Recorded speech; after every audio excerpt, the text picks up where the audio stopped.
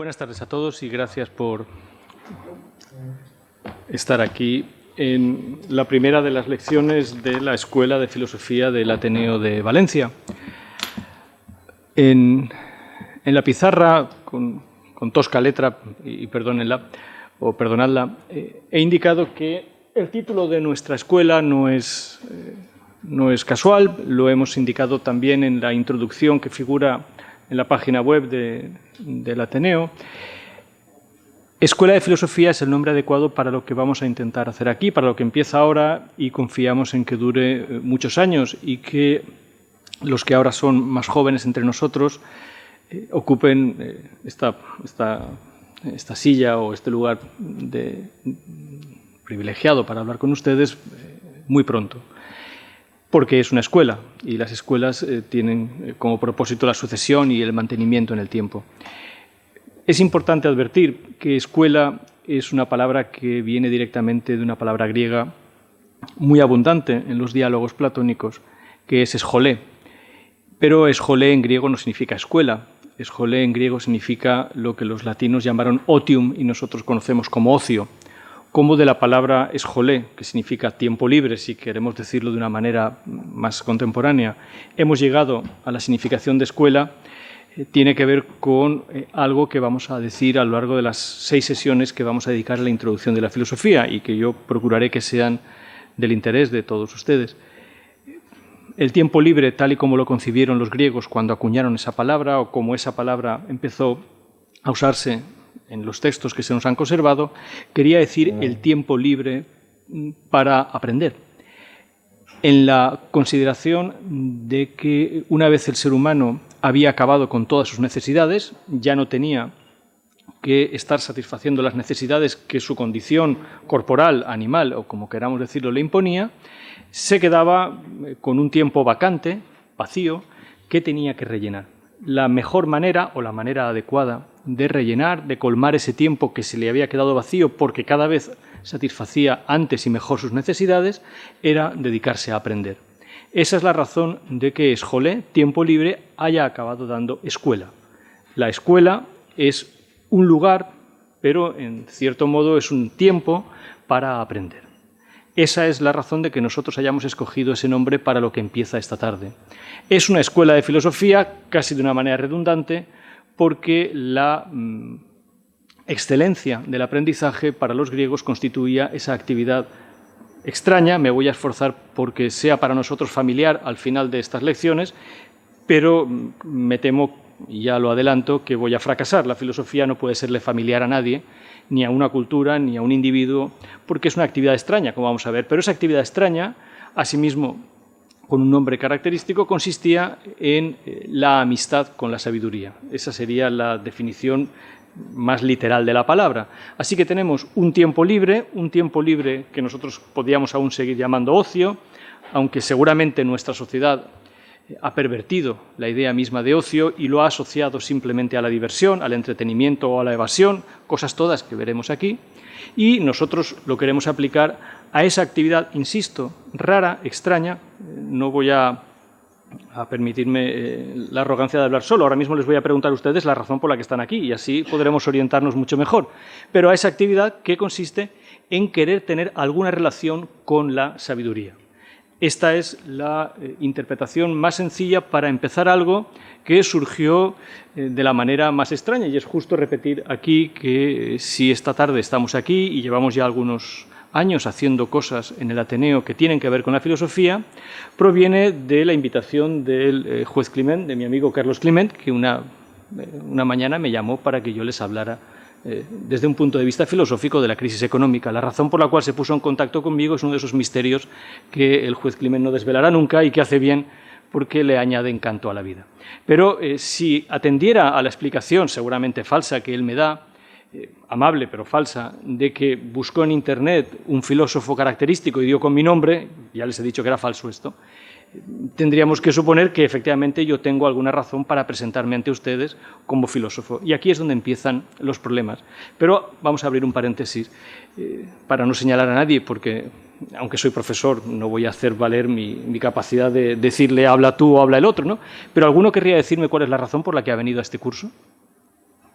y qué es lo que espera de una introducción a la filosofía que se presenta con 6 lecciones, todas ellas en forma de pregunta y, por tanto, ya es por mi parte una advertencia de que no les voy a dar prácticamente ninguna respuesta.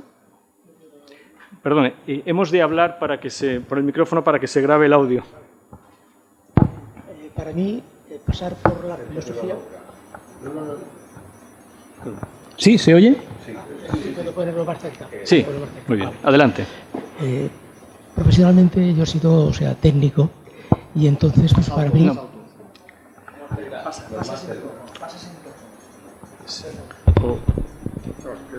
No, ¿esa para usted? ¿Esa para usted? Ahora ya puede hablar. ¿Ah, sí?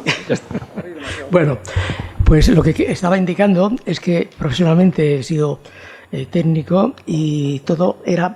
Perdone, ¿técnico en qué? Porque técnico es una palabra propia de la filosofía también. Sí, bueno, pues ingeniero industrial. Muy bien.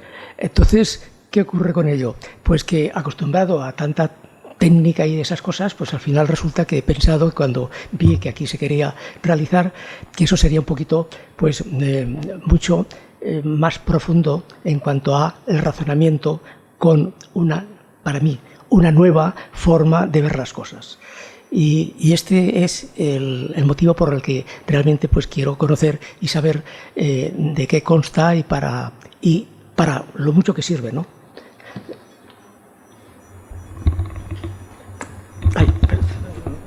Bueno. ¿Alguien más quiere decirme por qué ha venido esta tarde aquí? Sería justo saberlo. Ahí tienes un micrófono. Hay un micrófono ahí, si no, yo le paso este. Por favor. En voz alta. Bueno, allá voy, en voz alta. ¿Se oye? Se oye, se oye. Bueno, vamos a ver, yo hice Filosofía y Humanidades en la Nau Gran, entonces, lógicamente, ahí nos entraron, pues, una serie de filósofos, Sócrates, Platón, Aristóteles... Lógicamente me gusta muchísimo la materia, me gusta muchísimo, pero claro, aquello fueron unas clases, pues bueno, muy light para mí que no tenemos... que no tenemos formación de todo ello, pero me gustó, me enamoró y aquí estoy. Me gusta muchísimo. Todo lo que estuve dando me encantó. Fue para la Nau Gran. ¿Recuerda alguna, sí conozco bien la Nau Gran, ¿recuerda alguna enseñanza en concreto que le resulte difícil de olvidar o que recuerde con mayor insistencia? Algo que... cuando usted ha dicho, sí, aquello me enamoró, me gusta mucho, pero esto es algo vago, si me lo permite. ¿Alguna enseñanza concreta que usted diga, no, yo aprendí esto y esa es la razón por la que al saber que hay un curso de introducción a la filosofía quiero volver aquí? Bueno, aprendí tanto, pero que ahora no te sé decir cuál puedo destacar. De acuerdo. Pero muy interesante. Muy bien. Había otra persona, por favor. ¿Ahora? Perfecto. Me llamo Emilio Ortín y estoy aquí porque mi formación académica es lo que siempre se ha llamado ciencias. Entonces, mi vida laboral ha sido pues una cosa detrás de otra, soluciones inmediatas y todo esto. Entonces, yo una vez acabado mi vida laboral, he entendido que lo mejor que podía hacer era llegar a debatir temas y si el final de este debate se sacaba alguna conclusión, fenomenal, y si no, pues había servido como ejercicio mental, únicamente esto. ¿Pero algún tema en concreto? No. Es que no sé de filosofía nada. Entonces no puedo tener temas concretos. Debatir. Fíjese que usted ha dicho que nuestro amigo, perdóneme el nombre, Herminio ha dicho que era un técnico. Técnico es una palabra que viene directamente del griego. Técnicos es un término con el que acaba el guión, que es uno de los diálogos de Platón. Por tanto, es un término que hoy podemos usar. Pero si usted dice que se ha dedicado a las ciencias, scientia es la palabra latina con la que en determinado momento de la historia empieza a sustituirse la palabra griega sofía. La diferencia entre ciencia y filosofía es que en ciencia se toma solo la terminación de la palabra filosofía, esto es, sabiduría. El científico es el que sabe, el filósofo no dice que sabe, dice que es amigo de la sabiduría, pero reconoce por esa misma propensión a saber que no sabe. Eso quiere decir que, en cierto modo, la situación es un poco extraña, porque aquí el que sabe es usted. Bueno, pues ya estoy mejor que estaba en principio, porque ya sé algo que no sabía que sabía. Bien. Muy bien. Bien, esto es ya un trasunto de lo que fueron los diálogos platónicos, o de lo que fueron, si no los diálogos platónicos escritos, al menos las conversaciones socráticas. Suscitar extrañeza respecto a las palabras con las que nos manejamos, para después suscitar extrañeza respecto a las cosas que esas palabras decían. La diferencia es que los griegos tenían pocas etimologías porque los griegos solamente conocían el griego y de hecho eran muy reacios a conocer otras lenguas. No tenían la voluntad que nosotros necesitamos, no es que la tengamos, sino que la necesitamos de traducir. Los griegos no tradujeron textos del persa o del egipcio. De hecho, por ejemplo, toda la interpretación griega de Egipto se basa en el malentendido de que jamás supieron leer un jeroglífico. Pero en cambio nosotros necesitamos las etimologías continuamente porque nosotros al hablar hablamos también en latín y hablamos también en griego. Quiero decir que nuestro estrato lingüístico es a veces profundo y a veces extraño. Una persona que efectivamente se dedica a las ciencias es una persona que sabe. Si nos tomamos en serio lo que significa filosofía, yo ante usted sería una especie de impostor, porque yo francamente le reconozco que no sé. Podemos debatirlo. Este es el tema que le he preguntado, cuál era exactamente los temas, igual que le he preguntado a nuestra amiga cuál era efectivamente el tema que quería o la enseñanza que más le había gustado. ¿Alguien más? Sí. Carlos, por favor, y después... Yo, desde que tengo uso de razón, me he planteado qué hago aquí, por qué estoy aquí, para qué estoy aquí y cuál es la razón de existir. A raíz de que me dediqué al trabajo a utilizar el derecho, me dediqué al derecho penal, que es el que toca más al ser humano, me di cuenta que no me gustaba, o me gusta, vamos, a ver si me entendéis, es mi modo de vida. Después me pasé a la criminología, buscando algo más en el ser humano, y cuando he desembarcado contigo en la filosofía me he dado cuenta de que quizá por ahí podría hallar, si es que se puede hallar alguna respuesta a esas preguntas que son las que desde siempre me tienen ahí carcomiendo el cerebro y que creo que me moriré sin saber la respuesta exacta de quién me ha puesto aquí, para qué me han puesto aquí y eso es lo que me gustaría encontrar a través de la filosofía. Ese micrófono creo que funciona también. Iván, por favor. Se puede oír perfectamente así, ¿no? Pero entonces no se graba. Dale al botón. ¿Ahora? Sí. Ahora queda grabado. Me lo alejo, es que soy potente. Bueno, la idea de estar aquí, somos 12 personas que hace 10 años montamos una escuela de filosofía en Cheste, entre Cheste y Chiva, llevamos 10 años trabajando ese tema. Es una escuela de filosofía para adultos y uno de nuestros intereses más importantes era, lógicamente, llevar la filosofía cuantos más sitios mejor, porque ha estado muy atacada desde muchos puntos de vista, desde el Estado, de los partidos políticos, de las propias escuelas, etcétera, etcétera, y entonces era llevar la filosofía a más lugares. Lo hemos intentado varias veces a través de las escuelas de adultos aquí en la Comunidad Valenciana y es muy difícil.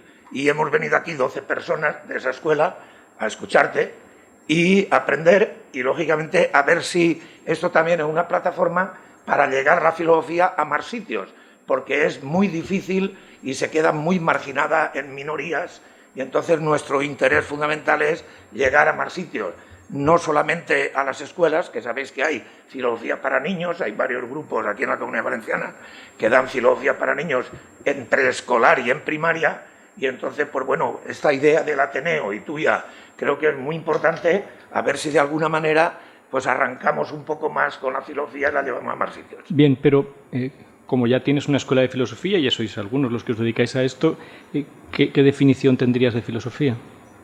Bueno, nosotros lo que Yo he dado una mera explicación terminológica de la palabra filosofía, luego indicaré la importancia de que esa palabra no se haya traducido nunca a ningún idioma culto. La palabra no se ha quedado directamente del griego. Luego diré que eso es una indigestión. Bien, pero ahora lo explicaremos. Pero, ¿qué definición das de filosofía que no sea la mera definición etimológica? Bueno, no es filosofía académica. Lo que hacemos es coger temas de actualidad y verlos desde el punto de vista filosófico. Pero no sé cuál es el punto de vista filosófico. Yo querría que tú me dijeras cuál es el punto... Si tú me dices, mira, el punto de vista X es el que adopto cuando me pongo en esta esquina y entonces desde aquí veo determinada perspectiva. Bien. Pero si me dices que la filosofía es un punto de vista filosófico, yo francamente no te entiendo. Bueno, pues no es filosofía académica. Bien, pero yo tampoco soy académico. Tema. Por ejemplo, temas de actualidad, el nacionalismo, desde el punto de vista filosófico. ¿Pero cuál es el punto de vista filosófico? Por ejemplo, establecerlo más desde el punto de vista de la episteme y no de la doxa, por ejemplo. Pero no todo el mundo en esta sala habla griego. Evidentemente que no. Entonces, pero lo que tratamos de ver es... ¿Traduce episteme y doxa para los que no hablan griego? Por ver las causas que producen los efectos. Y entonces ver las causas de por qué, por ejemplo, el nacionalismo, desde el hundimiento, desde la Segunda Guerra Mundial y especialmente el hundimiento del sistema soviético... Ahora el nacionalismo pues, nos interesa muy poco en general.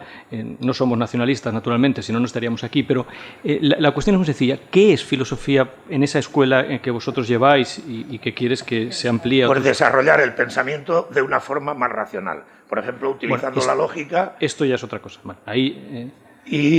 Y sobre todo, lógicamente, a partir de Aristóteles, no lógica simbólica que hemos dado en la facultad, sino la lógica aristotélica, y todo eso va relacionado con una manera de entender la filosofía, con la participación de los 35 que estamos en la clase, e intentar encontrar siempre el punto de vista de lo que es filosofar, que es preguntar, preguntar, preguntar, hasta que se nos acaban las preguntas y ya no podemos seguir adelante, y entonces tenemos que cambiar de alguna manera bajo otra óptica u otro objetivo diferente de que queramos alcanzar. Y entonces es una cosa muy bonita porque es participativa y no hace falta tener ninguna formación académica porque todo el mundo somos filósofos, porque todo el mundo pensamos. Bueno, gracias. ¿Alguien más quiere decir por qué está aquí? Por favor. Necesitamos el micrófono, por favor. Perdona. Perdone que interrumpa un momento. Sí.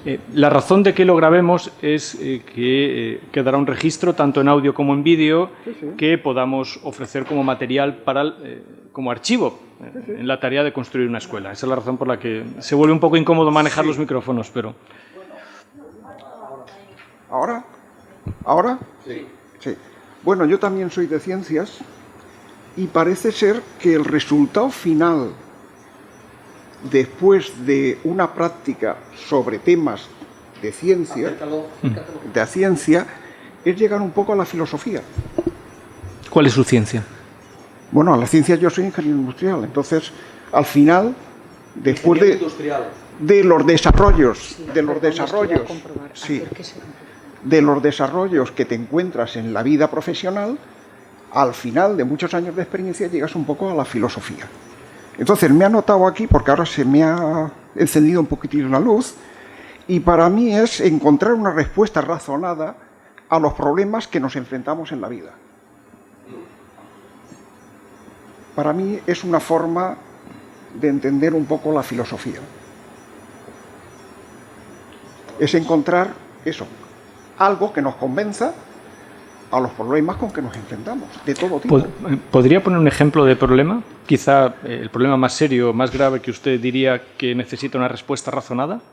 Pues no sé, por ejemplo, ante una gran enfermedad, por ejemplo. Aquí somos varios que hemos perdido, digamos, a nuestras esposas a través de un cáncer. Entonces, claro, hay que tener una especie de filosofía de vida para enfrentarse a eso. Por ejemplo. Y en lugar de una filosofía, eso no se resolvería quizás de una manera igual de razonable, aunque parezca paradójico lo que voy a decir, igual de razonable por medio de una religión, un consuelo religioso. Bueno, digamos es... O, perdone que le interrumpa, o incluso ni siquiera desde un punto de vista religioso ni filosófico, desde un punto de vista científico se puede explicar perfectamente qué es un cáncer y qué hace con un cuerpo. Y cuando uno comprende qué ha sucedido, quizá ya no necesite ninguna respuesta porque el diagnóstico es devastador. Perdone que me extienda un momentín y permítamelo.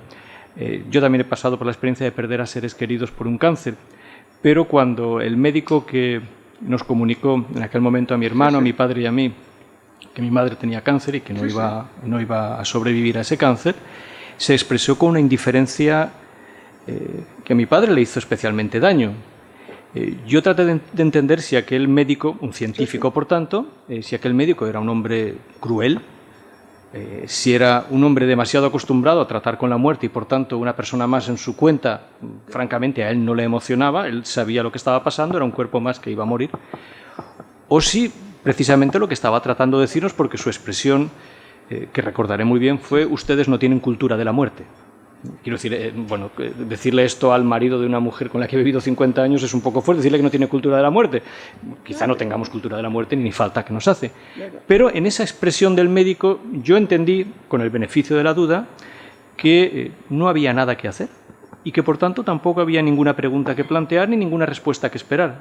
Las personas enferman, algunas sobreviven, otras por desgracia no, y finalmente todas mueren. Sí, y ante eso no hace falta ni la filosofía, esto es lo que entiendo que el médico quería decir.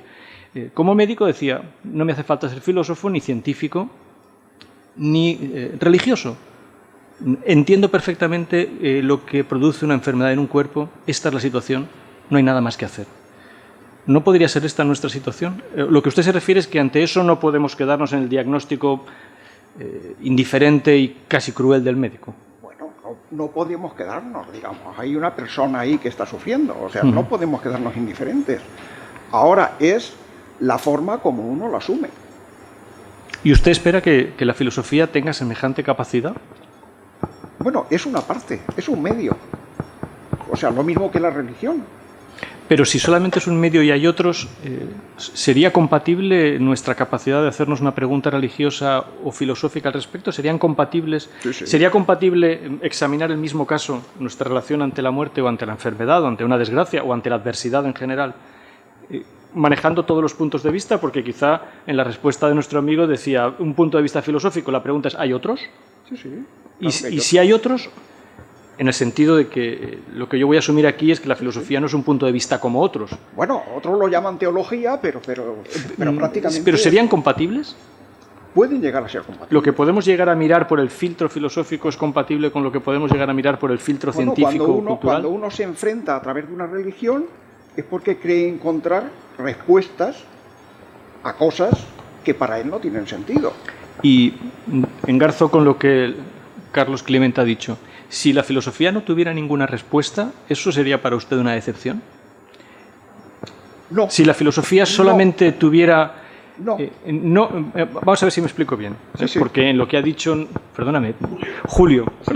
En lo que ha dicho Julio hay algo que puede sonar a mero juego, a mero entretenimiento. Igual que unas personas se dedican a hacer jogging, uno puede decir, voy a hacer filosofía en el sentido de que voy a hacer preguntas y cuando ya no me quedan más, bueno, pues entonces descanso. Sí. Mi propuesta es que hacer preguntas no es nada sencillo. Si la filosofía solamente fuera la capacidad para elaborar preguntas, para deshacer preguntas mal hechas y elaborar preguntas bien hechas, pero no tuviera la capacidad de dar el paso siguiente de aportar una respuesta, ¿usted se sentiría decepcionado, por ejemplo, de este curso? No, yo lo que me sentiría es que estaría en primero de esa experiencia o de esa enseñanza que es la filosofía, ¿no? O sea, yo no puedo tener respuestas en primero de bachillerato para preguntas que me hago, que después, en el transcurrir del tiempo, conforme voy obteniendo conocimientos, sí que obtengo respuestas. Y además que son muy sencillas. Lo que pasa es que en esa primera iniciativa no las ves. De acuerdo, pero si yo le dijera que las preguntas no van a estar solo en el primer nivel, sino que las preguntas van a estar al final, se lo voy a poner con una anécdota que suelo contar en clase. Sí. Una escritora americana formidable, Gertrude Stein, estaba moribunda. Y su amiga de toda la vida, Alice Toklas, era lesbiana, sabiendo que Gertrude iba a morir, le dijo, Gertrude, ¿cuál es la respuesta? En el entendido de que la persona que está más cerca de la muerte tiene un conocimiento de las cosas. Y Gertrude, en uno de sus arrebatos de genio, que tuvo muchos a lo largo de su vida, se volvió, y moribunda, quiero decir, que posiblemente fueron sus últimas palabras, le dijo, querida Alice, ¿cuál era la pregunta? Si al final yo le dijera que lo único que puedo hacer por usted es ayudarle a plantear mejor preguntas y que quizá no vaya a tener una respuesta, insisto, ¿se sentiría decepcionado? No, a lo mejor me sentiría, digamos, más en onda con los gallegos. Perfecto. Muy bien. ¿No? Me cuesta recordar el nombre de algún filósofo gallego, pero voy a intentar recordarlo a lo largo de la tarde. No, pero es que no hace falta. Luis, por favor, querías también decir... Sí. Bueno, lo que se me ha ocurrido sin pensar, que siempre es muy bueno en cierto modo, era que esta vez tengo claro que vengo a aprender a filosofar. en estos años, con algunas personas que están aquí, tenemos ya una cierta experiencia de cursos parecidos, en cierto modo. Y bueno, he invertido un tiempo en leer, he invertido un tiempo en ver qué es la historia de la filosofía, que no es lo mismo que filosofar, y lo que quiero es filosofar con otros. Esa sería mi respuesta escueta. Llámalo diálogo socrático, no lo sé todavía. Muy bien. Pero no es lo mismo que yo lea filosofía por mi cuenta, o que vaya a un curso donde un profesor en la pizarra, que en cierto modo es equivalente, me está facilitando la lectura, pero a mí me gusta leer por mi cuenta. Lo que no es sustituible es filosofar con otros. Supongo que será más difícil que un diálogo socrático de 8 o de 6, pero bueno, en alguna medida espero algo que no logre leyendo por mi cuenta. Eso tiene que ver también con lo intersubjetivo, con la pregunta que yo me hago, quiero saber cómo se la hacen otros, que tú nos enseñes a preguntar de otra manera. Ya dejaría el problema que has puesto sobre la mesa, que yo ya tendría cosas que decir sobre el tema del punto de vista, del filtro de esa mirada, porque en este tiempo que llevo, digamos, detrás de la filosofía, desde dónde miro yo, desde dónde miráis vosotros, es el punto de vista, que se parece un poco a lo de hacerme preguntas, pero no sé si es equivalente. Lo del filtro es otro asunto. Yo miro a un sitio, o sea, yo soy el que miro, cada uno de vosotros mira, podemos mirar al mismo sitio o no. Y lo del filtro, lo que se interpone entre mi mirada y lo que yo miro, el objeto que yo miro, ahí puede estar la filosofía o las distorsiones o la religión o otras cosas. Así que no lo veo tan fácil como lo del punto de vista, es muy tramposo. Es muy rico, pero es muy tramposo. La arquitectura lo ha resuelto de otra manera. Todos los puntos de vista se reducen a 3 si lo que miras tiene 3 dimensiones. Y a 10 si tiene 10 dimensiones. Y eso es una cosa que tiene la ciencia que no sé si la filosofía lo puede tener. ¿Alguien más quiere indicar por qué está aquí esta tarde? ¿O qué espera de lo que vamos a hacer aquí? Por favor. Su nombre es y así nos vamos conociendo. ¿Perdón? ¿Ha dicho? ¿Eugenio me ha dicho? ¿Enrique? No, aún no había contestado. Perdón. Me llamo Enrique Gómez, buenas tardes. Buenas tardes, adelante, por favor. Bueno, particularmente lo que yo busco me parece que entronca con lo que usted estaba hablando. Yo realmente, el hecho de que no dé respuestas, realmente no me afecta, no me importa. Creo que es mucho más importante a las preguntas, porque lo que busco son las respuestas que yo mismo me puedo dar. Porque me enamoré de la filosofía un poco a raíz de la batalla campal entre Heráclito y Parménides, los presocráticos, que opinaba cada uno justo lo opuesto y no llegaban quizá a ningún sitio. Pero lo que sí que bien es cierto es que son preguntas que te vas haciendo y vas decantándote por una cosa o por otra. Y creo que eso es el objetivo, ¿no? Hacerme preguntas y conocerme un poquito más a fondo. Y también el ver si hay posibilidad de, a través de la filosofía, de preguntas racionales, llegar al conocimiento de la posibilidad de que exista o no exista Dios. Me parece muy interesante. Eso es todo. Muy bien, bueno, no lo pone usted fácil. Ya. Pero hay una de las lecciones que precisamente se llama son ateos, los filósofos. Habrán visto que todas las lecciones están en forma interrogativa. Era deliberado cuando planeamos el curso que efectivamente desde el principio pusiéramos las cosas como una interrogación. Bien, voy a tratar de contestar un poco a las expectativas que han surgido y después iré avanzando en lo que esta tarde, que es una introducción a nuestra introducción, querría decir. Lo primero, repetiré lo que he mencionado. La palabra filosofía, signifique lo que signifique, es un término que no se ha traducido. Por alguna razón, el término, que podría haberse desglosado, es un concepto doble en griego, se podría haber traducido perfectamente y haber hablado de amor a la sabiduría. ¿De acuerdo? No se ha traducido. No se ha traducido en ninguna de las lenguas cultas, pero tampoco en ninguna de las lenguas que después han quedado excluidas de la corriente occidental y que también tuvieron contacto con la filosofía. En árabe la palabra se mantuvo, falsafa, y no se tradujo como amor, amistad o querencia o querer saber. En ninguna lengua. El que no se haya traducido, esta es una idea de un historiador de la filosofía muy apreciable, Remy Bragg, está vivo y contemporáneo, es un hombre con muchas cosas que decir, es un especialista en la filosofía medieval, pero Remy Bragg insiste en que la filosofía es una indigestión. No se ha podido digerir desde que apareció la filosofía qué es eso que empieza. Puede que con los presocráticos, como ha mencionado nuestro amigo Enrique, pero el problema con los presocráticos es que sus textos están tan fragmentados que es muy difícil hacerse cargo de lo que dijeron. A todas luces, la filosofía empieza con un conocimiento hermenéutico sólido con los diálogos platónicos. Antes tenemos muy poca capacidad para saber exactamente lo que dijo Heráclito, lo que dijo Parménides o lo que dijo Anaximandro. Los restos de sus libros son parcos, no nos permiten elaborar una teoría, salvo que fuéramos Heidegger, que con una línea de Anaximandro elaboró una inmensa teoría, toda ella, por supuesto, fantástica. Pero a todas luces, la palabra filosofía no se ha traducido y esto es ya una cuestión que debemos retener como lo siguiente. No porque el hecho de que mantengamos la palabra nos permite tener la cosa, sino el hecho de que no se haya traducido, y me gustaría sugerírselo así esta tarde, es un síntoma de extrañeza. En última instancia, seguir diciendo filosofía en griego significa que no sabemos lo que estamos diciendo con la palabra filosofía. O de una manera mucho más sencilla, realmente no sabemos lo que los filósofos decían con su actividad. Esto no significa que los griegos tuvieran un privilegio porque efectivamente la filosofía aparece en Grecia. Lo que quiero decir es que ni siquiera los griegos entendían a los filósofos. Esta extrañeza es fundamental y buena parte de esa extrañeza es la que voy a tratar de mantener aquí a lo largo de estas 6 sesiones. Es, en los términos de Remy Braque, pero es un término de Nietzsche. En el primer párrafo del segundo capítulo de La genealogía de la moral aparece el concepto de indigestión para las cuestiones más importantes. Es una indigestión. Es como un cuerpo que se nos ha quedado permanentemente y que no logramos digerir, que ni nos llega a nutrir del todo, ni nos sienta bien, pero que tampoco podemos expulsar. Seguramente un médico tendría una palabra mucho más adecuada para el hecho de tener que vivir siempre con algo en el estómago. ¿De acuerdo? Remy Braque sugiere que se ha convertido incluso en una molleja.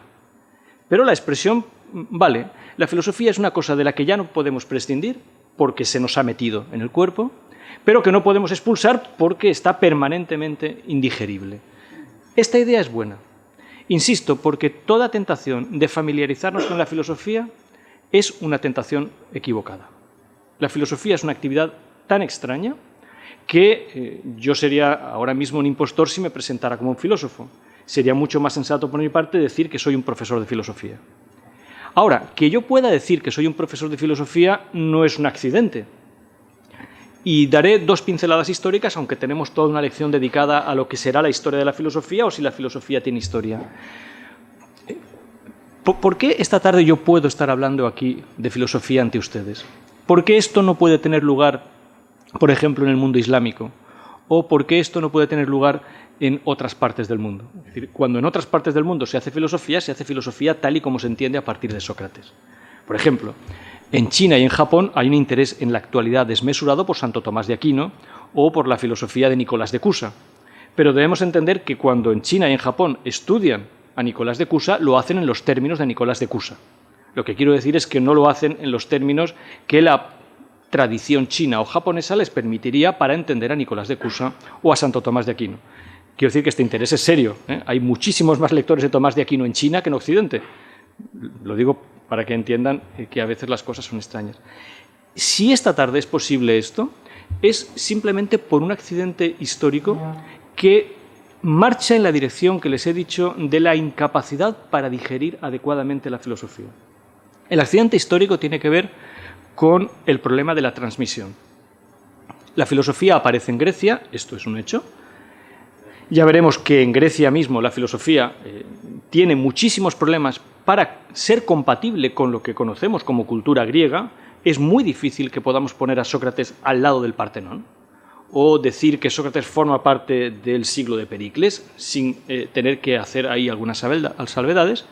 Pero el hecho es que esa filosofía que aparece en Grecia, que se expresa en griego y que es comprensible para los griegos solo en el ámbito lingüístico, tiene una primera recepción en Roma. Y aquí ya estamos hablando de nuestra facilidad para tener una historia. En Roma, el Senado tenía la costumbre recurrente de elaborar un Senado consulto cada cierto tiempo para expulsar a los filósofos de Roma. Esto, que casi era un deporte nacional, el decir de vez en cuando que todos los filósofos fueran expulsados, es menos importante que el hecho de que la persona seguramente más sensible, el jueves le vamos a dedicar prácticamente la sesión de Filópolis, el seminario de filosofía política que tenemos, la persona posiblemente más sensible a la filosofía que dio Roma, Cicerón, no logró traducir la palabra. Y Para que vean ustedes lo importante que es el hecho de que nos fijemos en los términos que tenemos para hablar nosotros, que son todos ellos derivados y etimológicos, nuestra incapacidad realmente para hablar sin tener presente la cantidad de estratos que tenemos detrás, la palabra con la que Cicerón se las apañó para entender filosofía es cultura. De esto ya hemos hablado en esta misma sala. Cuando Cicerón intenta entender lo que es la filosofía, dice cultura animi, el cultivo del alma, y acuña una palabra, cultura, que es posiblemente una de las palabras más usadas y abusadas en la historia misma de la civilización. Para Cicerón, cultura era la manera que tenía de entender filosofía, como cultivo del alma. Cultura animis es filosofía. Esta es la frase de las Tusculanas de Cicerón. Bien, pero esa no es la única recepción que tenemos. El tiempo sigue y la filosofía se mantiene como un corpus escrito. Ahora veremos que ese corpus es fundamentalmente académico, pero luego volveré para decirle a nuestro amigo Julio que la filosofía es necesariamente académica. No puede no ser académica, pero ahora volveremos a esto. ¿Qué ocurre? Que la filosofía tropieza con dos grandes fenómenos que el mundo griego no había conocido. Me estoy refiriendo a la religión revelada. Primero tropieza con el judaísmo y después tropieza con el cristianismo. Tropezar con el judaísmo es algo que puede tener para nosotros mayor o menor importancia en la medida en que entendamos que el cristianismo es incomprensible sin el judaísmo. Pero cuando la filosofía tropieza con el judaísmo, la reacción de los judíos es preguntarse si la filosofía les hace falta teniendo la Biblia.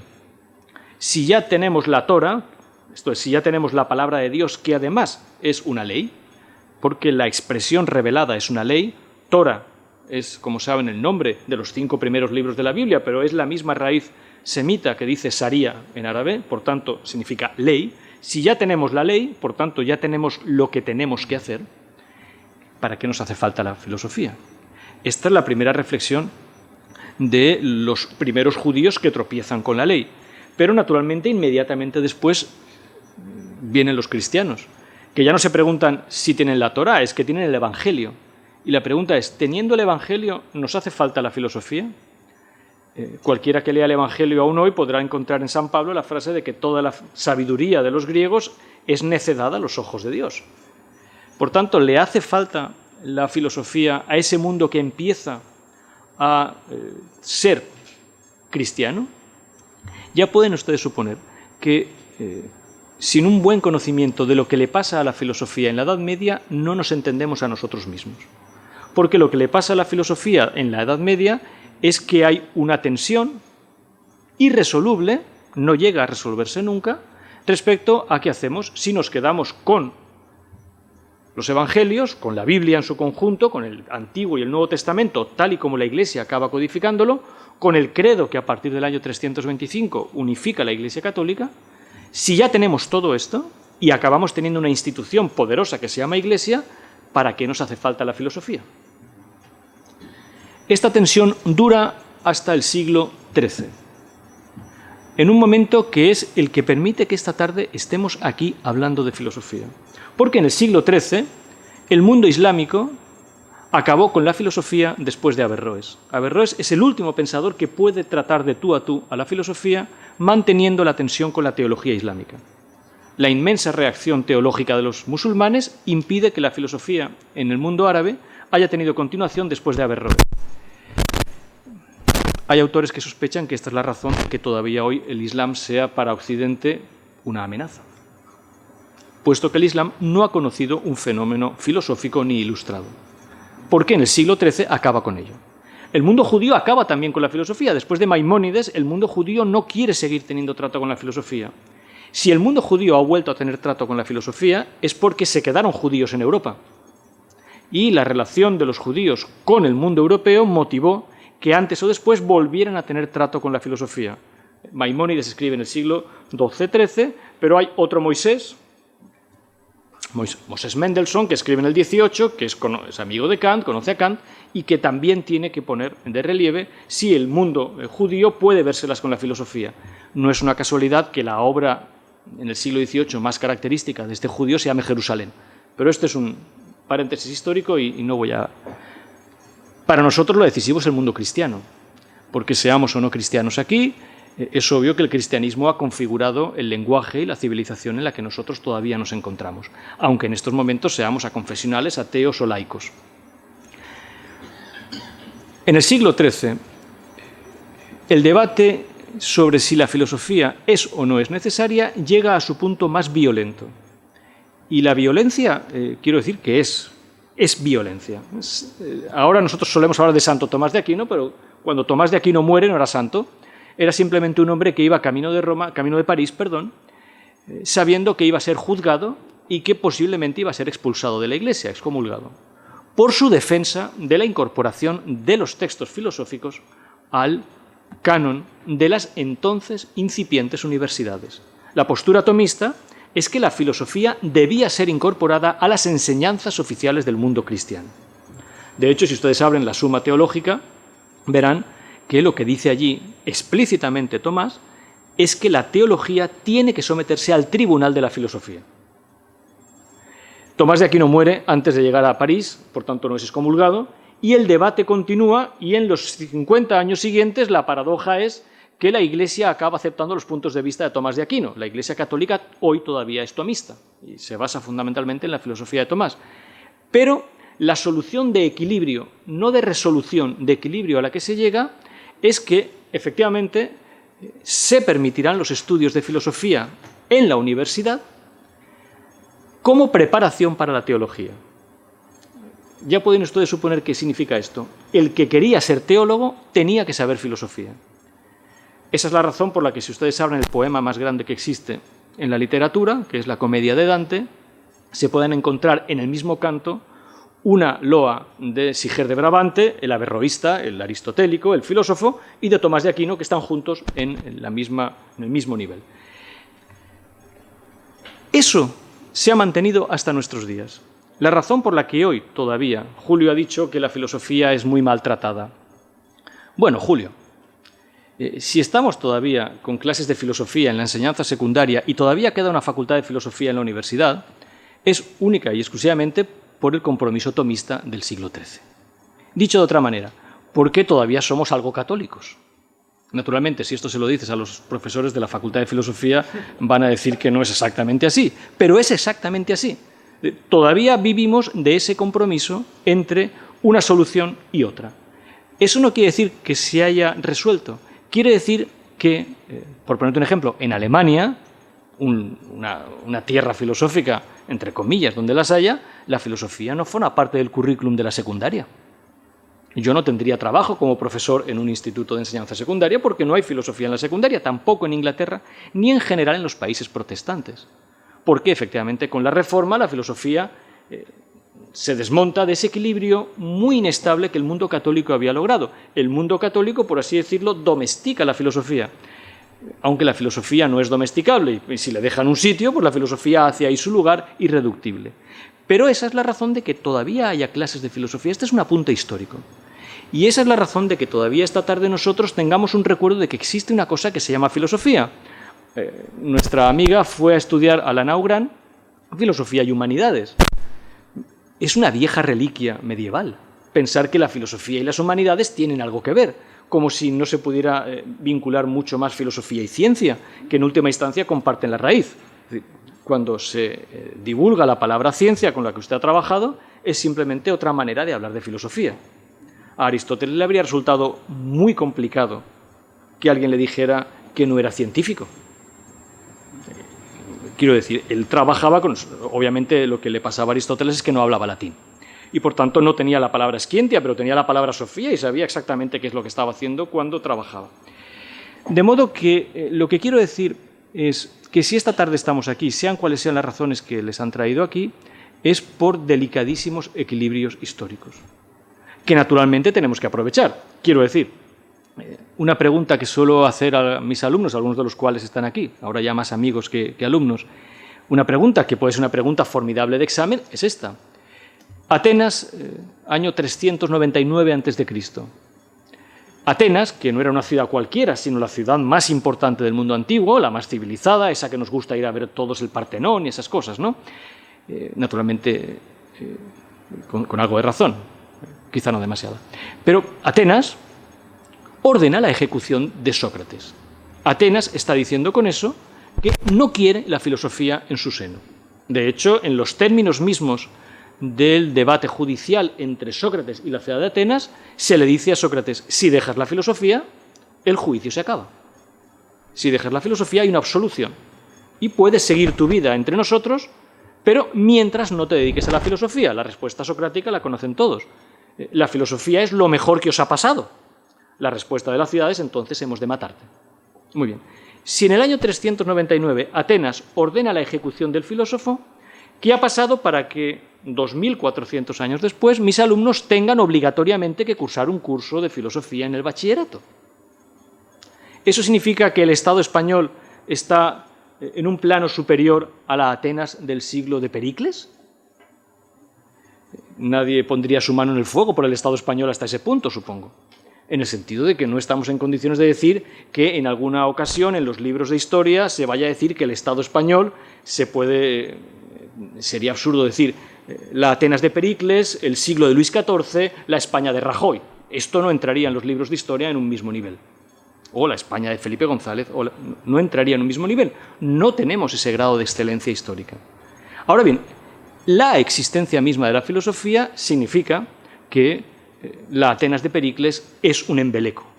O dicho de otra manera, es pura propaganda o tal vez ideología, como seguramente el siglo de Luis XIV de Voltaire es cualquier cosa excepto un elogio del absolutismo. Ahora bien, todo esto son apuntes históricos.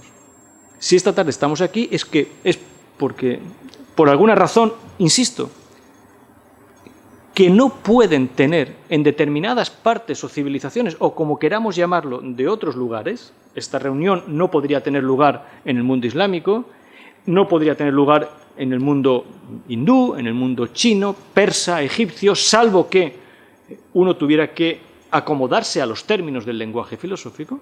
Si estamos aquí es porque la filosofía, insisto, es algo de lo que no podemos prescindir.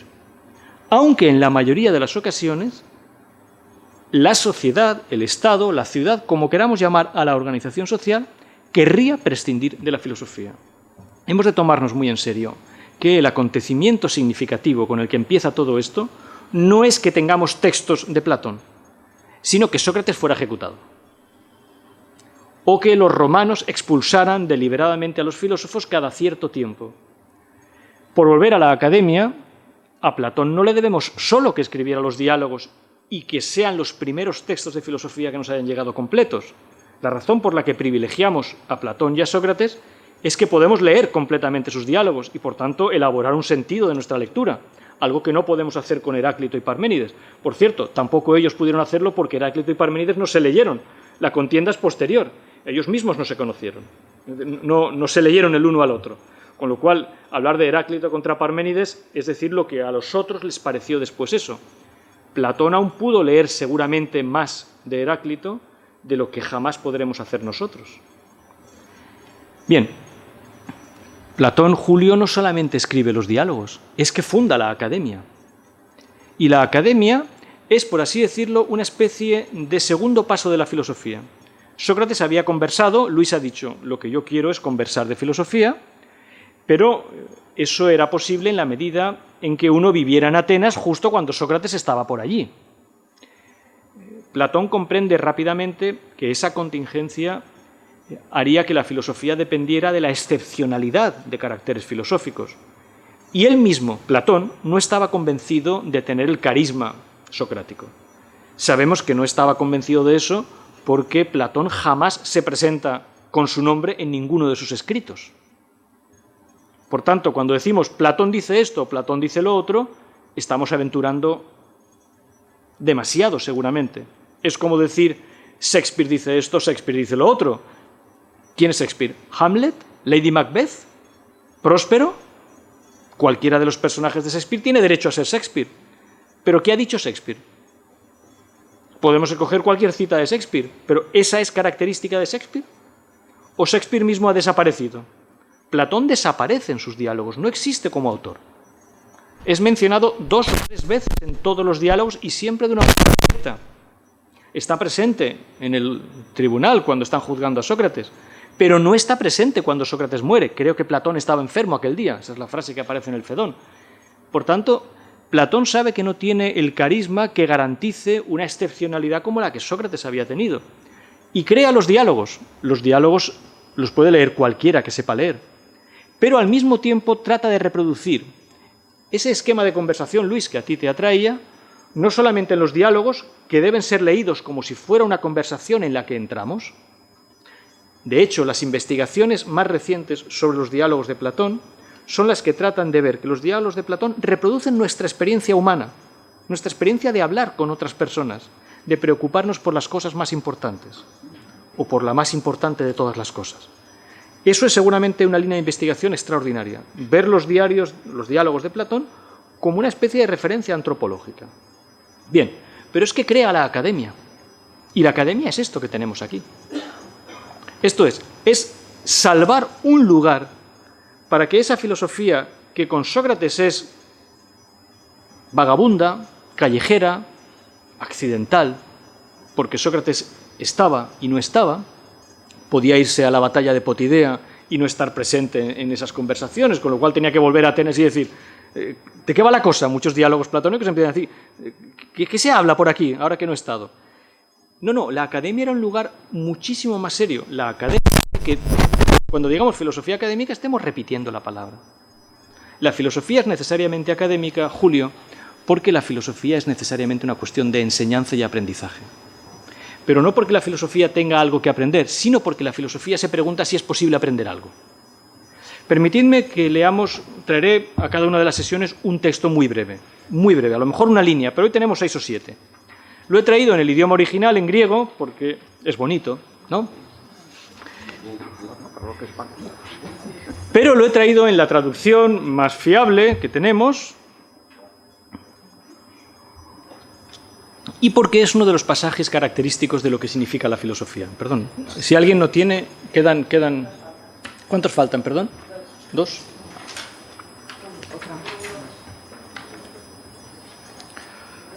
Bien. De nuevo pido excusas a mis alumnos porque han visto este texto conmigo muchísimas veces. Pero ese texto es casi todo lo que podemos decir de la filosofía. Ese texto se encuentra en el Menón, que es uno de los diálogos de Platón. Bueno, tal vez sea uno de los diálogos con los que podemos empezar. Tampoco sabemos cuándo escribió Platón los diálogos ni en qué orden estaban, así que podemos empezar por cualquiera. Podemos empezar por este. Quien habla es Menón. Menón es un muchacho que ha llegado a Atenas, habiendo oído hablar de Sócrates, con la esperanza de que Sócrates le enseñe. Naturalmente sus expectativas se van a ver completamente defraudadas porque Sócrates no era una persona que le dijera, mira, toma nota de esto y aprende. En modo alguno va a suceder así.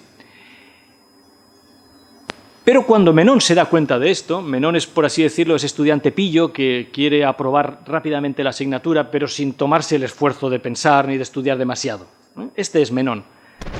Cuando se da cuenta de lo que le pasa, le dice esto que demuestra que Menón no era un lerdo, no era un mal estudiante, era, bueno, quizás un hombre demasiado perezoso, pero en algún momento comprende algo.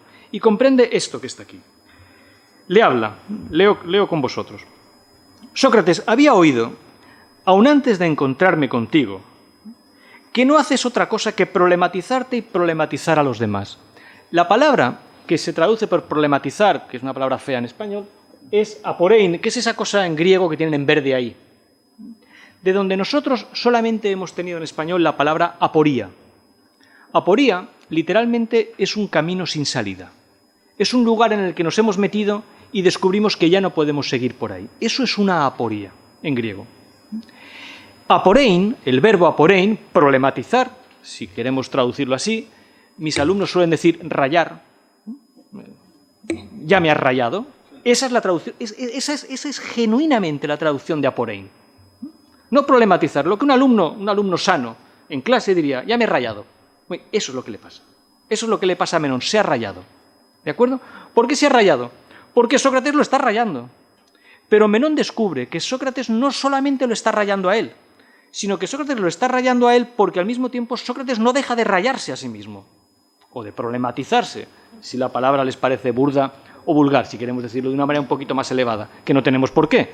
Debemos decir, los diálogos platónicos están escritos no en un lenguaje excelso. Si empezamos a leer la apología de Sócrates, Sócrates les dice, voy a hablar como me venga a la boca, no penséis que yo soy un gran orador. Eso queda para esos muchachos petulantes que están por ahí. Yo hablaré como pueda. No es verdad, hablaba muy bien. Pero podía utilizar cualquier palabra, del mismo modo que si nos sumergimos en Shakespeare descubriremos que Shakespeare ha escrito todas las palabras del idioma inglés. No ha escogido unas u otras. Muy bien. Problematizarte y problematizar a los demás. Y ahora, según me parece, y fijaos en la retahíla que le suelta, me estás hechizando, embrujando y encantando, hasta el punto de que me ha reducido a una madeja de confusiones. El traductor aquí no ha hilado muy fino, porque confusión es aporía. Y Platón está jugando con las palabras. Lo que le está diciendo es, me has metido en un callejón sin salida. Pero fijaos la insistencia, la reiteración, el énfasis. Hechizado, embrujado, encantado. Si he preguntado por qué habéis venido aquí, es porque en cierto modo algunos habéis reconocido que la filosofía enamora. Tiene cierto encanto. Esa es la razón por la que en una clase de filosofía el alumno se siente a gusto y a disgusto. Porque se está rayando y siente una violencia cada vez mayor. Porque si la filosofía tiene éxito, el profesor está desmontando todo su aparato conceptual. Está haciendo que se raye, y eso es violento.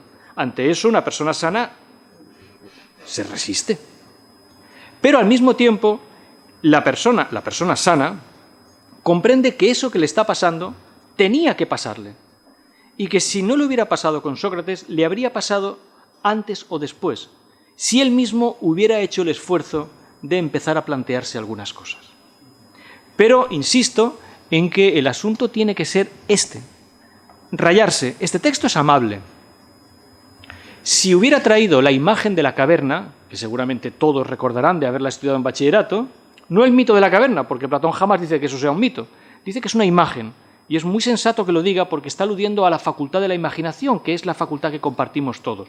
Tal vez no todos seamos inteligentes, pero imaginativos somos todos un buen rato. Cuando en la imagen de la caverna se describen las cosas, la violencia es mayor, porque lo que dice es, si esos que están en la caverna pudieran desatarse, te matarían.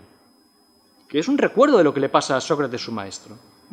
Es un texto que yo recomiendo a todas las personas que vayan a acabar siendo profesores. Alguien que se quiera dedicar a la docencia debe saber que si pudieran, sus alumnos lo matarían. No literalmente, obviamente, pero si pudieran deshacerse en algunos momentos de su profesor, lo harían. ¿Por qué? Porque si un profesor se empeña a fondo, tiene que ser violento lo que sucede en clase. Si yo esta tarde tengo éxito, o a lo largo de las lecciones, he de violentarles a ustedes. Hasta el punto de que puede que se enfaden conmigo. O puede que sientan las ganas de no volver, en cuyo caso habremos fracasado como escuela. Pero es que si no tenemos ese éxito, la filosofía no habrá avanzado. No tendría sentido que cuando acabara esta clase todos nos fuéramos igual que hemos venido. Tenemos que irnos bastante molestos de haber llegado aquí. Pero ustedes y yo, porque lo que dice el texto es problematizarte a ti mismo y problematizar a los demás. En otros textos, Sócrates va mucho más allá. Cuando recuerda que su madre era comadrona, partera, maya, se dedicaba a ayudar a dar a luz, y dice, y eso es lo mismo que hago yo, lo que dice es, pero la condición para que yo me dedique a esto es que yo soy estéril en sabiduría. De nuevo es lo que les he dicho a los científicos que están en la mesa con nosotros. Casi es una impostura que teniendo científicos en la mesa yo me atreva a hablar. Casi era una impostura que Sócrates, que se reconoce estéril en sabiduría, tome la palabra, porque él reconoce que no sabe. Pero tiene una virtud, reconoce que no sabe y puede hacer que esa persona que creía que sabía algo deje de saberlo. Ahora bien, hago aquí un inciso, porque el arco de edad de esta tarde es completo. Hay personas mayores y personas muy jóvenes. En los diálogos platónicos las conversaciones suelen ser con jóvenes, pero no siempre, porque en alguna ocasión se habla con el anciano Parménides, mientras que Sócrates adopta el papel de un jovencito. La pregunta es muy sencilla. Yo puedo violentar a uno de mis alumnos, puedo rayarlo. Sócrates hacía eso, puedo hacerlo, ¿de acuerdo? Y hasta cierto punto esa es mi obligación o mi compromiso como filósofo. Pero esa persona rayada tiene toda la vida. Si yo ahora les violento a ustedes, el problema es grande, porque ustedes no tienen el arco de vida que Esmeralda o Iván tienen. ¿Soy responsable si procedo a problematizarle a usted? ¿O a usted que ha venido en busca de respuestas? ¿Me dedico ahora al ejercicio del aporein, que es lo único que garantiza que esta sea una lección de filosofía? Filosofía es aporein. Consiste en problematizarse a uno mismo y problematizar a los demás. A todos los demás. Cuando toda la ciudad de Atenas se sintió problematizada, su reacción fue brutal. Ordenó la muerte de Sócrates. Hay un momento excepcional en la apología cuando el más inteligente de los acusadores comprende lo siguiente. A Sócrates no tendríamos que haberlo acusado. Lo dice él, que es un acusador. No tendríamos que haberlo acusado. Pero si lo hemos acusado y lo hemos traído al tribunal, aquí está un penalista, la pena tiene que ser de muerte. No vale la multa.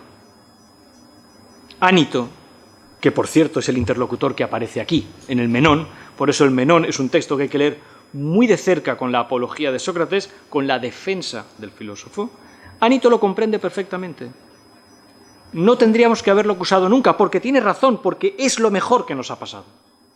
Pero no lo queremos reconocer, porque si Sócrates es lo mejor que nos ha pasado, ni una sola de las instituciones de Atenas vale la pena. Ni el Partenón, ni los tribunales, ni la estrategia de los generales, ni nada de nada. Si Sócrates tiene razón, nada de Atenas vale la pena. Nosotros no podemos decir esto si somos atenienses. Significaría el suicidio o la desaparición de Atenas. Por tanto, tienen que matarlo. O no haberlo traído aquí y dejarlo filosofar, o si lo traemos aquí hay que matarlo. Luego, el ejercicio de la filosofía es necesariamente violento. ¿Qué ocurre si en el transcurso de estas conversaciones que vamos a tener a lo largo de estos días el nivel de aporein asciende? Cuando empecemos a hablar en serio, no como ahora que estamos siendo amables e introduciendo los términos del debate, sino cuando de verdad empecemos a ejercer el hechizo, embrujo y encanto que la filosofía tiene. Y lo tiene. No digo que lo tenga yo. Lo tiene la filosofía. Sócrates sabe que lo tiene la filosofía y que si él mismo se acerca a la filosofía, por así decirlo, va a sacar de la lámpara un genio. ¿Es responsable dedicarse a la filosofía? Otra de las cuestiones importantísimas que tenemos que poner aquí, desde un punto de vista meramente histórico, es que la filosofía es peligrosa para la ciudad.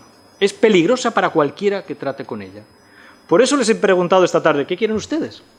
¿A qué han venido aquí? Esto es muy peligroso, ¿saben? Ustedes son científicos y alguno habrá trabajado en laboratorios, pero ustedes no habrán trabajado con un veneno más peligroso que el veneno que esta tarde estamos poniendo nosotros encima de la mesa. Y no estoy bromeando, podemos ser muy amables. Ya ven que yo voy con corbata y parezco un buen chico. Pero si empezamos a hablar verdaderamente de filosofía, no quedará a salvo ni una sola institución. Esto no quiere decir que seamos radicales, anarquistas. Estos son términos políticos, no filosóficos. Pero en comparación con Sócrates, el anarquista más violento que exista es un niño que está jugando con conchas en la orilla de la playa. ¿Es responsable que nos dediquemos a esto? La imagen del niño que juega con conchas en la orilla de la playa es de Newton al principio de los Principia Mathematica, cuando comprende la envergadura de lo que está llevando a cabo. ¿Es responsable que iniciemos este aporein? Algunos alumnos míos repiten la palabra como un mantra. Claro, porque es una palabra seria si nos la tomamos en serio. Naturalmente, si no nos la tomamos en serio, puede convertirse en un deporte. Se puede hacer filosofía como se juega al dominó, o como se hace jogging. Quiero decir, como un mero ejercicio que viene bien de vez en cuando, pero que conviene terminar, como se acaba una partida. Esto es importante que lo veamos.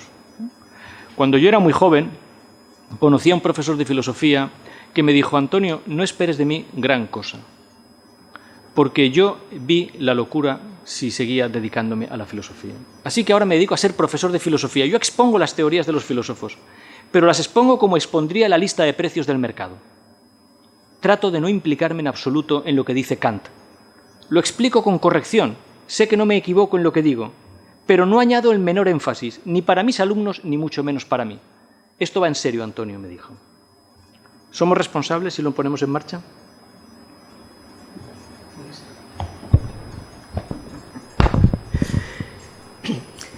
La verdad es que cuando, en mi caso concreto, he pensado con la filosofía, es porque precisamente lo que pretendo es ir más adelante con objeto de ver la evolución que toma, aunque realmente he ido de filosofía, no he tenido nunca ni siquiera el poder decir voy a ver qué dice, ¿no?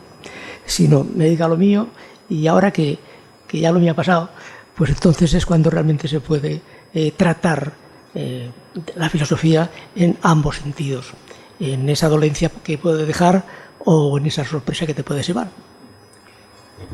Claro, pero me refiero a que rayarse, problematizar, aporein, como espero que a partir de ahora sepamos decir todos, porque el término es eficaz, significa cualquiera de las convicciones que nosotros tengamos, con las que tenemos que arreglárnoslas por la vida, para entender, simplemente para leer un periódico por la mañana y saber qué posición tomar ante los acontecimientos, ¿no es cierto? O simplemente cuando en cosas mucho menos trascendentales que una enfermedad, como tener que ir a votar, o emitir nuestra opinión en un círculo de amigos respecto a si Puigdemont o no, ¿de acuerdo? Cuando empecemos a darnos cuenta de que si ponemos en marcha el aporein no queda a salvo ninguna de las convicciones que teníamos, insisto, ¿es responsable seguir adelante? Por favor, necesitamos un micrófono para usted.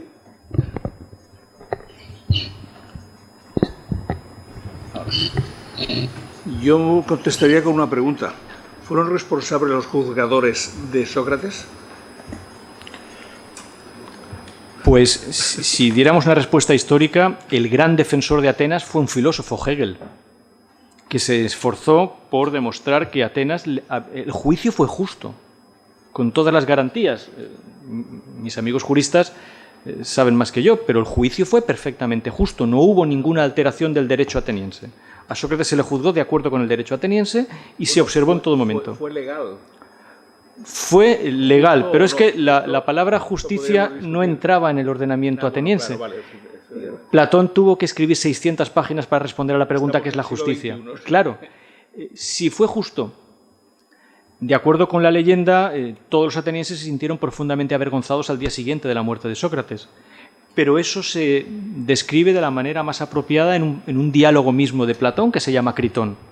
Critón era un amigo de Sócrates, un buen amigo de Sócrates, un hombre rico, afable, pero incapaz de la filosofía. Admiraba a Sócrates, pero no entendía lo que Sócrates quería.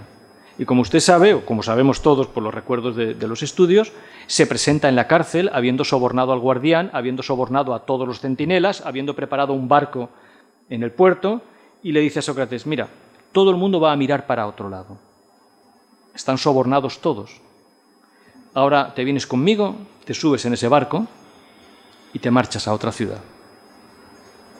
Y nadie va a pedir tu extradición. Nadie va a hacer nada. Es más, se van a sentir profundamente aliviados si mañana no te ejecutan. Y Sócrates dedica unas páginas extraordinarias a decirle a Critón, voy a cumplir las leyes. En ese diálogo la palabra filosofía no aparece. Y las leyes no se le pueden explicar a Critón en un tono racional. Habéis dicho muchos, he venido aquí para ver si podemos hacer cosas racionales.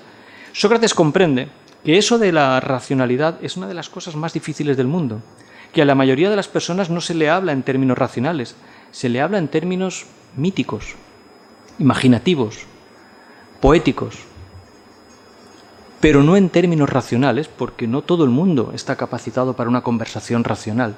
Porque una conversación racional, en última instancia, es una conversación que exige esta condición aporética.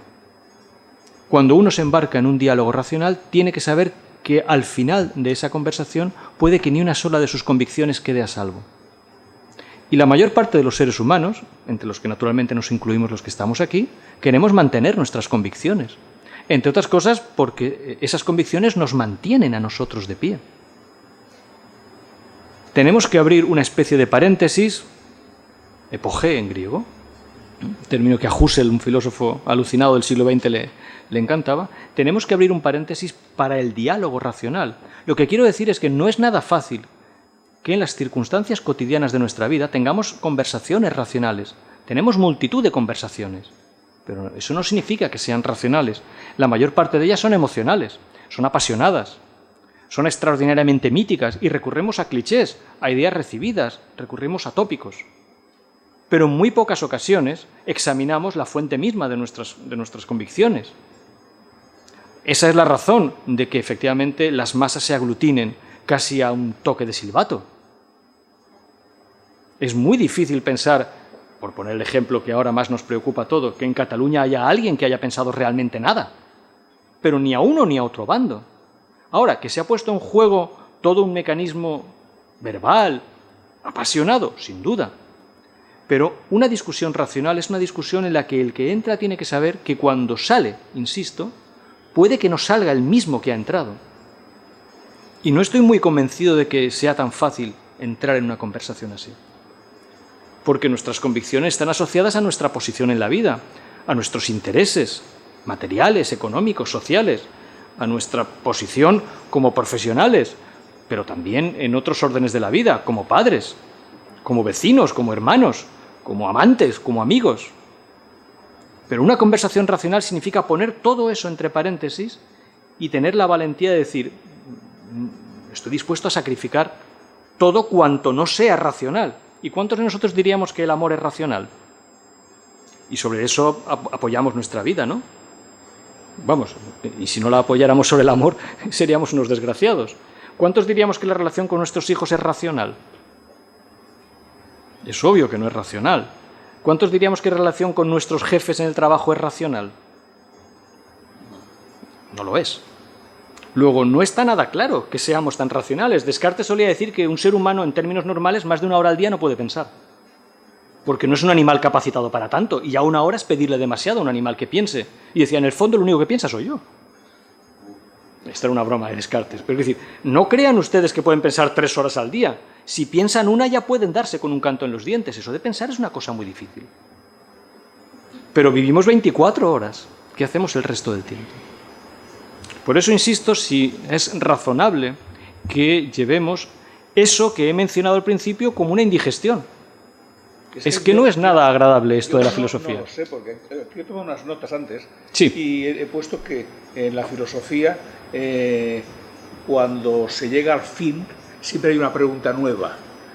Entonces, no sé si me he expresado así, pero si lo he dicho así, matizo. Puede que incluso sea la pregunta vieja, la misma pregunta del principio. Cuando nuestro amigo, perdóneme, su nombre era Herminio, perdóneme. Cuando Herminio ha dicho que quería enfrentarse a algo nuevo, mi pregunta es, ¿a cuánto de nuevo? Porque puede ser tan nuevo que no encontremos vínculos con nada de lo que teníamos antes. Cuando algo es nuevo de verdad, nos asusta. Porque si es nuevo de verdad, no se parece a nada de lo viejo. Y lo viejo es simplemente la chaqueta que nos sienta bien porque ya la hemos llevado varios días. Cuando uno se pone un pantalón nuevo, no le sienta bien porque no se ha acomodado a su cuerpo. Pero si lo que tiene que ponerse no es un pantalón nuevo, sino una episteme nueva, episteme es el conocimiento sólido, si tiene que ponerse una episteme nueva, puede que nos reviente las costuras. Por eso les pregunto a ustedes si verdaderamente es razonable que sigamos por este camino. Podemos hacer un curso de filosofía amable, philosophie pour midinettes, diríamos en francés. Filosofía para señoritas, como al pobre Javier Zubiri le tocaba hacer cuando estaba en Madrid y solamente podía dar clases a señoritas, porque Franco no le permitía dar clases a señoritos, ¿no? Y entonces decía, bueno, que le dé clase a las niñas que no se enteran de nada. Bien, pero eso no es lo que seguramente nos convoca, ¿verdad? No es eso.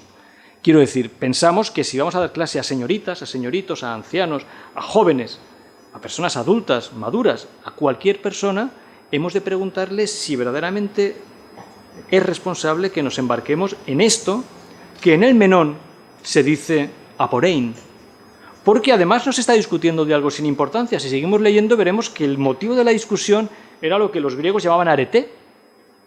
Los latinos lo tradujeron por virtud, pero el término quizá no sea el más adecuado, aunque virtud es una palabra bien fuerte. Arete significa nuestra mayor competencia en la vida, significa excelencia. Están discutiendo sobre lo más importante de todas las cosas. Hay otra manera de traducir arete, es autenticidad. Están discutiendo sobre lo que verdaderamente somos. ¿Es sensato empezar esa discusión? Pondré un ejemplo de un filósofo maravilloso, pero por el filtro del cine. A lo mejor recuerdan la película Freud de John Huston, no sé si la habrán visto ustedes, con un Montgomery Clift en estado de gracia. En estado de desgracia, habría que decir, porque Montgomery Clift, que era un hombre muy hermoso, había sufrido un accidente horrible que le había desfigurado la cara. Montgomery Clift era un hombre que se odiaba a sí mismo por muchas razones, no soportaba su propia homosexualidad y era un alcohólico y un drogadicto consumado, pero era un gran actor. En cualquier caso, John Huston pensó que era el hombre indicado para encarnar a Freud, nada menos que a Freud. Y en esa película hay una escena que seguramente John Huston se inventó, porque yo no la he encontrado en la biografía de Freud de nadie, y es que Freud, muy jovencito, pero ya apuntando todo lo que quería decir, es el que acaba diciendo mi Dios es Logos, va a ver a su maestro, y su maestro lo recibe en un despacho bien oscuro, y le dice, siéntese usted, señor Freud, y empiezan a hablar. Y llegado un momento, el profesor comprende que tiene delante lo que todo profesor quiere tener delante, un discípulo que sea más que él. Para poder decir, nunc dimittis, ahora me voy. Bien. Lo comprende, le dice, señor Freud, levántese y vaya al estante aquel y tráigame esa caja que ve usted allí. Y Freud le lleva la caja, y le dice, ¿quiere usted abrirla? Y Freud la abre y descubre que está llena de escorpiones. Le dice, señor Freud, usted está abriendo la caja de los escorpiones. ¿Le parece usted responsable? ¿No cree usted que sería mejor que la caja de los escorpiones permaneciera cerrada? La respuesta de Freud, ¿cuál fue? Usted me ha dicho que la abra. Hay que abrir esta caja. Aunque solamente sea para matarlos cuando nos amenacen. Pero, ¿qué sentido tiene mantener la caja cerrada? Pero es así. Contaré la misma anécdota de otra manera. La cuenta Heinrich Heine. Nosotros leímos un libro fabuloso de Heinrich Heine, un libro político, Ludwig Borne. Yo imprimiría ese libro y lo dejaría caer en todas las sedes de Podemos, pero esta es una fijación mía que no viene al caso. Bien, Heine, que era un judío y filósofo de mucha categoría, y un hombre que jugó en todas las pistas de los circos posibles, porque era revolucionario, pero era primo de los Rothschild, y por tanto recibía un subsidio de los gobiernos a través de los bancos, pero era revolucionario contra esos bancos. En algún momento de ese libro cuenta una anécdota formidable, es la siguiente. Los franceses llegaron a Egipto y se llevaron, como muestra de la viejísima cultura egipcia, se llevaron un obelisco a París. Es el que está en la Place de la Vendôme, si ustedes lo recuerdan. El problema es que con ese obelisco se llevaron un montón de huevos de escorpiones que estaban en el obelisco y que se mantuvieron durante el trayecto en el barco por el Mediterráneo. Y cuando pusieron el obelisco en París, los huevos se abrieron y los escorpiones salieron por todo París. La respuesta de Heine fue: todo intento de hacer alta cultura lleva en su base un montón de escorpiones. Pero en fin, son anécdotas para que ustedes me respondan si de verdad quieren que sigamos con esto. Esto es, si de verdad quieren que hagamos este ejercicio que en el Menón se llama aporein y que consiste en decir, ¿qué es lo más importante de todo? El griego lo llama virtud, arete, excelencia, competencia, autenticidad. Vamos a discutir sobre eso. Menón le dice, yo, hasta que había hablado contigo, sabía perfectamente lo que era la arete. Es más, dice, había dado hasta conferencias sobre ello, lo dice, había dado discursos en público, sabía lo que era la arete, y ahora resulta que no. Miles de veces he pronunciado innumerables discursos sobre la virtud. Pero ahora, por el contrario, ni siquiera puedo decir qué es. Menón reconoce que ya no puede decir no qué es la virtud, porque la virtud es siempre referencial a uno mismo. Lo que ya no puede decir Menón es lo que es él mismo. Es él mismo el que ha quedado en entredicho, porque ya no sabe cuál es su autenticidad. Autenticidad es una palabra que nosotros utilizamos de la palabra griega autos, que significa uno mismo. Virtud, arete, hace referencia a lo que uno es. Si me he embarcado en esto, lo hago al coste de poder encontrarme en la situación, que es una parte de la historia solo, pero es la primera, de no saber quién soy ya. Y acaba. Y fíjense en las expresiones que aparecen ahí, para que vean que lo que hemos dicho al principio lo recuperamos ahora. Me parece que has procedido bien, no zarpando de aquí ni residiendo fuera. Sócrates apenas salió de Atenas, salvo para irse a alguna de las batallas a la que la ciudad le comprometió. Participó en 3 batallas. Pero no era un excursionista, no era un turista, no salió de Atenas prácticamente. Ni siquiera cuando su amigo Critón le organizó la fuga. ¿De acuerdo? Pero esta frase es como premonitoria para aquello que no va a hacer Sócrates después. Porque si te hubieras ido de aquí y residido fuera, en cualquier otra ciudad habrías sido extranjero y te habrían tomado por brujo. Brujo, goé, es la palabra con la que arriba se verbaliza hechizando o embrujando. Quiero decir, el filósofo es exactamente eso, una especie de hechicero, de brujo, y fundamentalmente un extranjero. Lo que les quiero decir es lo siguiente. La filosofía era algo extraño en cualquiera de los contextos en que apareciera. Si hoy la mantenemos en el sistema de enseñanza, insisto, es por una vieja reliquia religiosa. La filosofía está en los institutos como hasta no hace mucho quedaban crucifijos. No es más que eso. Porque en última instancia, díganme ustedes exactamente qué es la filosofía. Si desde el principio yo les digo a mis alumnos que no sé nada, quiero decir, si lo digo como lo dice Sócrates, ¿soy estéril en sabiduría? La respuesta de cualquier alumno sería, bueno, ¿y qué hace usted aquí? ¿Y exactamente por qué le pagan? Si usted no va a enseñarnos nada. Eso es lo que hacen los que saben, los científicos o los técnicos. Esos saben, pero el filósofo no se presenta como tal. Si sigue es porque, insisto, en Italia, en Francia, en Portugal, esto es, en los viejos países católicos de Europa, la vieja impronta teológica llevaba de suyo la filosofía por el viejo compromiso tomista del siglo XIII. Pero no porque la filosofía exactamente sea otra cosa. ¿Cuál es la situación de la filosofía en el mundo? Los filósofos en estos momentos no saben muy bien qué son ni qué hacer. ¿Son científicos? ¿Trabajan en gabinetes de ciencia? ¿Son personas proclives a las humanidades? Bueno, los filósofos leen, ¿pero eso significa que interpreten los textos mejor que los poetas? En Estados Unidos las facultades de filosofía no existen, los filósofos trabajan en los departamentos de literatura. Pero la filosofía no es una cuestión literaria, salvo por el hecho de que la mayoría de los filósofos ha escrito. Pero eso no quiere decir nada. El mayor de los filósofos que ha existido jamás no escribió una sola palabra. Por tanto, no podemos decir de Sócrates que tenga algo que ver con la literatura. No tiene nada que ver con la literatura, no escribió nada. Por tanto, ¿dónde situamos al filósofo? Claro, dicho así, lo más sensato sería que el ministerio viniera con una orden de cese y me dijera, pues mire, fantástico, queda cesado usted y todos, porque defienden la presencia de la filosofía en la enseñanza. La defendemos por un criterio profesional, porque nos hemos ganado así la vida hasta ahora. Pero eso sería como lo que podemos decir de la mayoría del gobierno catalán, que han encontrado un pesebre en eso y quieren seguir con ello, pero eso no justifica lo que están haciendo. ¿Qué es lo que hace que yo me gane la vida? Una expresión fuerte en un gran libro de filosofía como Walden de Thoreau, cuyo nombre está ahí, al quien le debemos esta reflexión. En la actualidad hay profesores de filosofía, pero no filósofos. ¿Cómo se gana la vida un filósofo? ¿Exactamente en qué consiste hacer filosofía en la actualidad? No esperaremos del filósofo que dé la clase de matemáticas. Para eso está el que sabe de matemáticas. ¿Esperamos que dé la clase de física y química? Para eso está el que sabe de física y química. ¿Esperamos que dé la clase de literatura? ¿Y así con todas las demás asignaturas? Yo, que soy una persona muy prudente, cuando acabo mis clases les pregunto a mis alumnos, ¿me he ganado el sueldo? ¿Crees honestamente que me he ganado el sueldo? Los alumnos contestan de que sí, pues son educados, o temen que el examen pueda salirles mal. Pero es una pregunta sincera por mi parte. ¿Qué es lo que hace un filósofo para ganarse la vida?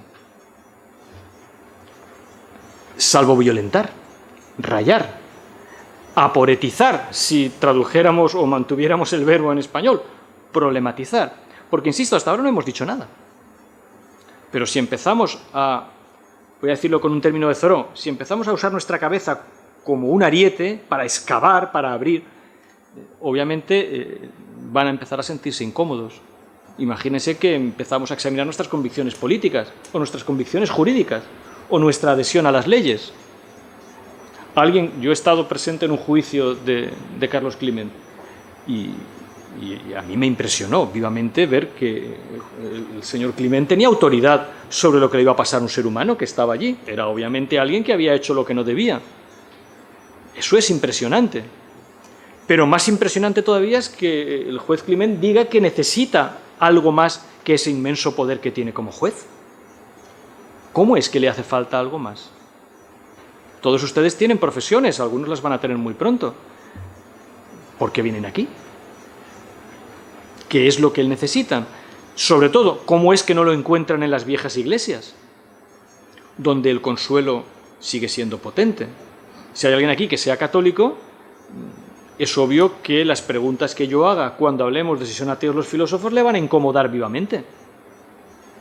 Porque es obvio que la filosofía no puede tener nada que ver con la religión católica. Salvo que efectivamente recordemos que entre la Iglesia católica y la filosofía ha habido una tensión que no se ha resuelto jamás. Si Tomás de Aquino no hubiera muerto de camino a París, habría sido juzgado por un tribunal eclesiástico y habría sido condenado. No habría aparecido nunca en la Comedia de Dante. Ni seguramente yo estaría aquí porque la solución tomista no se habría producido. Pero su muerte retrasa ese juicio y da tiempo a todos para que lleguen a un compromiso. Pero así con todas las cosas. Cuando lleguemos a la sesión en la que diga ¿puede el filósofo ser buen ciudadano? ¿Qué va a pasar? ¿Qué va a hacer el juez Climent cuando yo sugiera que el filósofo no es un buen ciudadano? Porque ni siquiera es un ciudadano. ¿Qué va a pasar cuando diga lo que dice Platón? Mi patria es el cielo. Una frase que repite literalmente San Pablo en sus cartas del Evangelio, del Nuevo Testamento. Mi patria es el cielo, por tanto no esperes que preste mi adhesión a Atenas. Pero si yo digo que no presto mi adhesión a España, ¿qué quiere decir? ¿Que voy a dejar de pagar impuestos? ¿Que no soy español? Imagínense ustedes mi situación. Si estuviera en Barcelona, ¿qué haría ante todos los balcones estelados? ¿Pero qué hago ahora cuando todos se están poniendo aquí del mismo color? Si no saco mi bandera, ¿no soy un buen ciudadano? Thoreau diría, ¿es que no os basta con que sea buen vecino? ¿Qué queréis de mí? ¿Qué más queréis de mí? ¿Qué esperáis de mí? ¿Esperáis algo? ¿Cuál es la adhesión patriótica que esperáis? Platón escribió todo un diálogo para echar por tierra cualquier velidad de patriotismo, se llama Menéxeno. Una lectura del Menéxeno en Barcelona y en Madrid habría puesto a muchas personas en su sitio. Pero claro, hay que saber leer. Es obvio que a lo mejor parte de la filosofía puede enseñar a leer ese texto y decir, moderad lo que esperáis de la adhesión de un ciudadano. Puede que sea eso.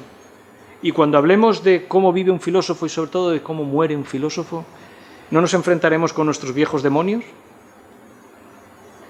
Insisto, por favor, pero necesitamos que usted... No, digamos, ¿llega un filósofo a ser filósofo porque es agnóstico? Sí. ¿O qué conexión hay entre,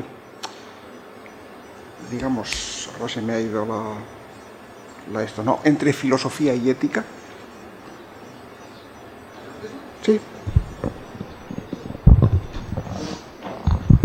Volvamos a algo que he dicho al principio. Una parte muy importante de la filosofía, al principio, es aporética, rayante, problematizante, porque nos deja mudos.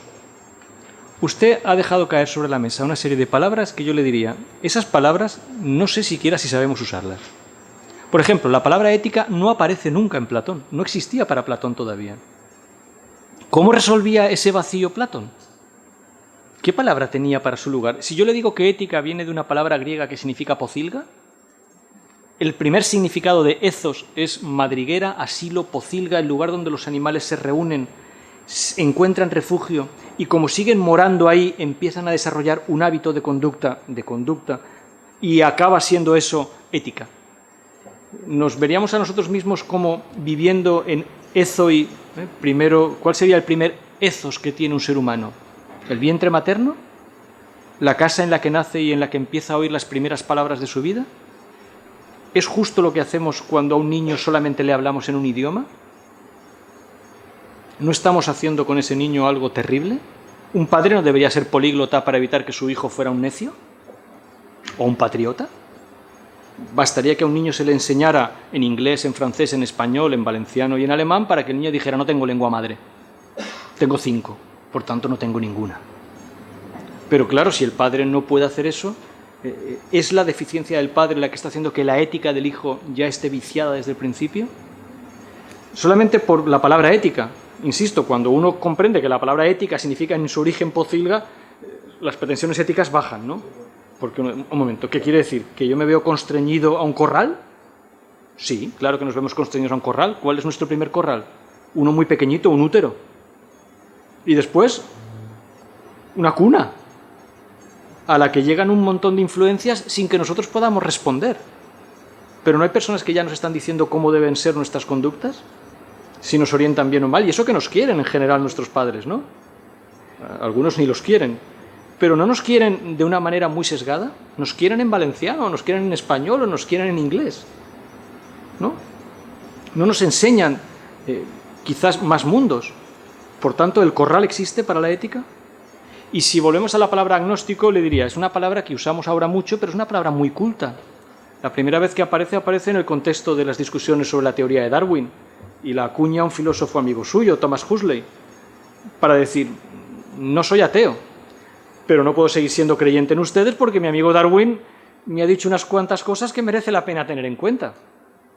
Así que digo, soy agnóstico, que en griego significa que no sé. Pero ¿cuánto tiempo podemos mantenernos en el no sé cuando llegan las cosas importantes? Que es lo que discutíamos al principio. Quiero decir, hace falta verdaderamente un temple como el socrático para llegar a las puertas de la muerte y seguir jugando con los que le van a matar. Y decirles: pero yo creo que esto que me vais a hacer no es ningún mal, ¿sabéis? Porque pueden pasar dos cosas. Que la muerte sea como un sueño, en cuyo caso ya está. Un sueño sin sueños, dice. O que la muerte signifique que me vaya a otro sitio, una transmigración, dice el texto, en cuyo caso habrá otras personas allí, seguiré haciendo lo mismo. Me propongo problematizar a los muertos. Que dice, qué mejor para mí que seguir rayando a toda la humanidad, ¿no? Incluso a los muertos. Claro, hace falta ese temple, porque por regla general, ¿quién llega a la muerte como llega Sócrates? Que además le quita el veneno al verdugo de las manos, porque el pobre verdugo está llorando y temblando porque no se lo quiere dar, y le dice: no, tranquilo, dime cómo se toma, dime qué debo hacer para que sea eficaz, no te preocupes, tú dime, ¿me lo bebo así o me lo bebo asá? Y el veneno procedía lentamente, iba paralizando el cuerpo y lo último que se paralizaba era la cabeza, con lo cual Sócrates ve venir la muerte hasta el final. Y cuando se ponen a llorar sus hijos y su mujer, les dice: haced el favor de que se marchen, que se queden solamente las personas sobrias. Y aún así sus amigos siguen llorando y le dicen: ¿no os comportéis así? Ese es el significado de esa extraña alocución final. Cuando se quita el velo y dice que le debemos un gallo a Asclepio, como diciendo: no os preocupéis, que todavía tengo algo que deciros. Pero nos morimos así de bien. Cuando contemos cómo muere un filósofo, habrá que describir exactamente qué ocurre cuando llegamos seguramente al problema más importante de nuestras vidas. ¿Ante eso somos agnósticos? ¿O por el contrario hace falta lo que ahora llamaríamos una ética bien formidable para morir de esa manera? ¿Pero habría podido Sócrates morir de esa manera si hubiera vivido de otra manera? ¿O puede morir así porque ha vivido de una manera tan determinada que es inevitable que hasta el final sea el mismo? Pero insisto, es inimitable. Una de las expresiones con las que los diálogos platónicos continuamente llaman a Sócrates es algo así como atopos. Luego Tomás Moro jugará con eso y se inventará utopía. Pero atopos significa que no tiene espacio. Sócrates es incomparable. No hay dos Sócrates.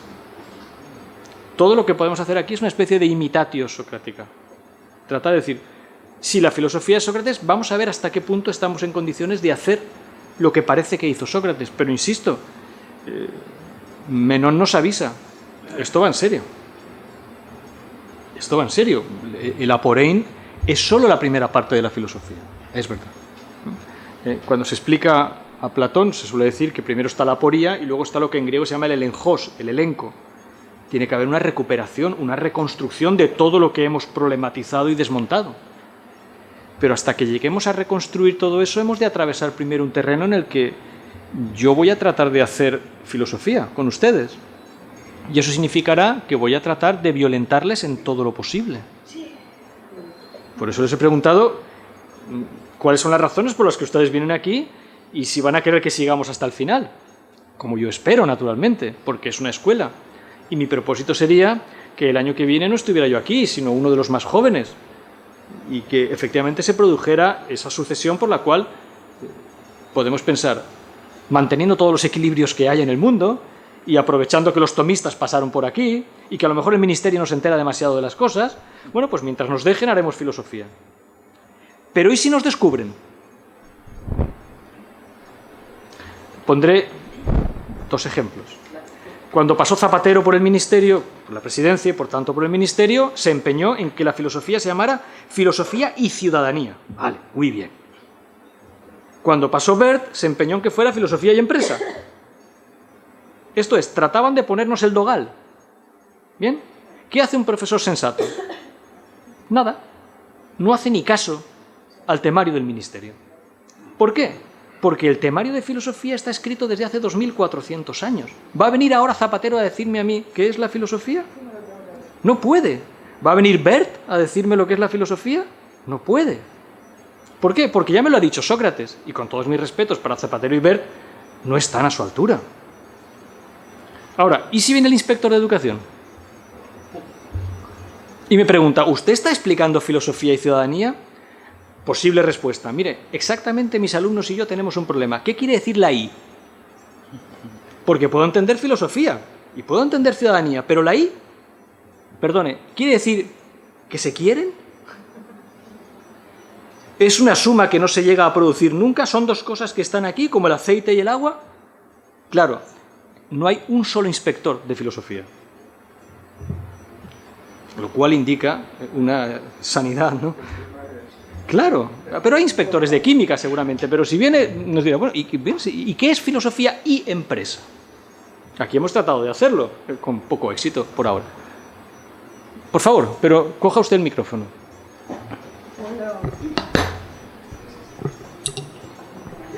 Allá voy.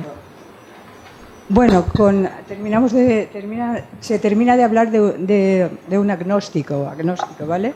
Entonces me ha venido a la cabeza que hace muchos años, leí unas declaraciones del profesor Tierno Galván, creo que iban en El País, pero muchos años ya. Dicho esto, era toda una hoja del País. Y con todo esto, él se confesaba que era un agnóstico, ¿vale? Que había fallecido una hija suya, que tenía una hija y que murió, y que le gustaría verla en el cielo. Claro, eso a mí me ha impactado toda la vida. Luego de esto, vamos a ver, que él era agnóstico, pero que a él le gustaría que Dios no se olvidara de un agnóstico. Y eso lo llevo ahí, creo que son 20. Bueno, Tierno Galván escribió... Sí.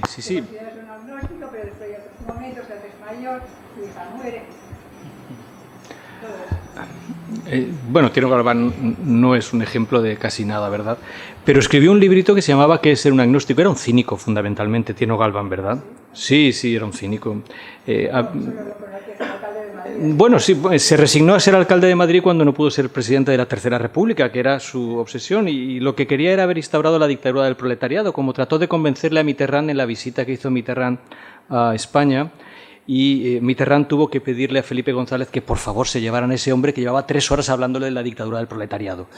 Quiero decir, era un cínico de mucha categoría, pero simpático, sí, hablaba latín y pudo recibir a Juan Pablo II en latín. Pero el agnosticismo es una postura muy útil en un debate científico, donde Huxley tenía que mantener la viabilidad de que la Academia Británica no cerrase las puertas a que la teoría de la evolución se pudiera enseñar. No podía declararse abiertamente ateo, no podía decir que la teoría de la evolución echaba por tierra los cómodos pesebres de la Iglesia anglicana, que dominaba las universidades inglesas, y entonces utilizó un término morigerado, prudente, que fue el de agnosticismo. Es decir, soy agnóstico, no nos cierren las puertas a que podamos enseñar esto. para que podamos llegar a un equilibrio muy británico y yo creo que muy elegante por su parte. Hoy, naturalmente, los herederos de Darwin, Dawkins, por ejemplo, son abiertamente ateos. Son los responsables de las campañas a favor del ateísmo en Inglaterra, pero hoy no tienen que defender su posición en las universidades inglesas porque hoy no se le pide a ningún profesor que haga una profesión de fe anglicana para explicar la teoría de la evolución. Puede perfectamente obviarse su pertenencia a la Iglesia anglicana para que explique matemáticas. Eso es todo lo que se puede decir de agnóstico. No da para mucho más ese término, porque es un término muy contextualizado a un debate científico. Es mucho más sensato decir... Sí, pero nosotros hemos quedado... en que íbamos a tratar de mantener una conversación racional, ¿no? Y naturalmente, si vamos a mantener una conversación racional, ponernos sentimentales iría contra nuestro propio presupuesto, que eran no ponernos sentimentales, por lo menos al principio, ¿no? Sócrates es sentimental a veces, pero sentimental en griego se llama mito. Y entonces a veces hay que contar unos cuantos mitos. Y hay que convencer a la persona de que ese mito no se puede perder. Esto es importante, pero... Y vamos a ser racionales, ¿no? Yo prefiero el término aporein, francamente, porque me parece que es lo que permite que la discusión sea todo lo franca que debe ser. ¿Estamos dispuestos a una discusión en la que podamos discutir hasta el significado del último término antes de poder decir que efectivamente lo podemos usar? En ese caso, agnóstico es una palabra como ética muy superficial, que tienen éxito en la medida en que queramos seguir siendo convencionales. En un ambiente muy convencional, la palabra ética funciona, la palabra agnosticismo funciona.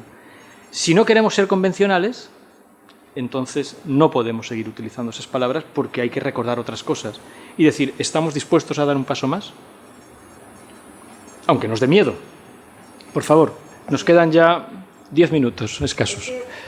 Estoy todo el rato pensando... El micrófono, por favor, y así su voz y su intervención quedarán anotadas. Vale. Pues estaba pensando que... Acércalo. Sí, pensaba que, bueno, todo el rato sintiendo que la palabra aporein es como que asusta mucho, ¿vale? Sí. Porque nos puede dejar sin apoyos. Efectivamente. Los apoyos que nos proporcionan las creencias, nuestra educación, nuestra cultura. Entonces, por otro lado, parece ser que este mismo, si es un método, quien lo ha utilizado, Sócrates, por ejemplo, parece que le da un temple que puede llegar a una situación en la vida terrible y solucionarla y gestionarla muy bien.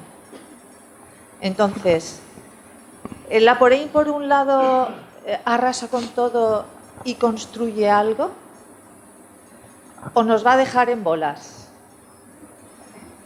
Al principio, sí. Vale. ¿Y cómo se reconstruye?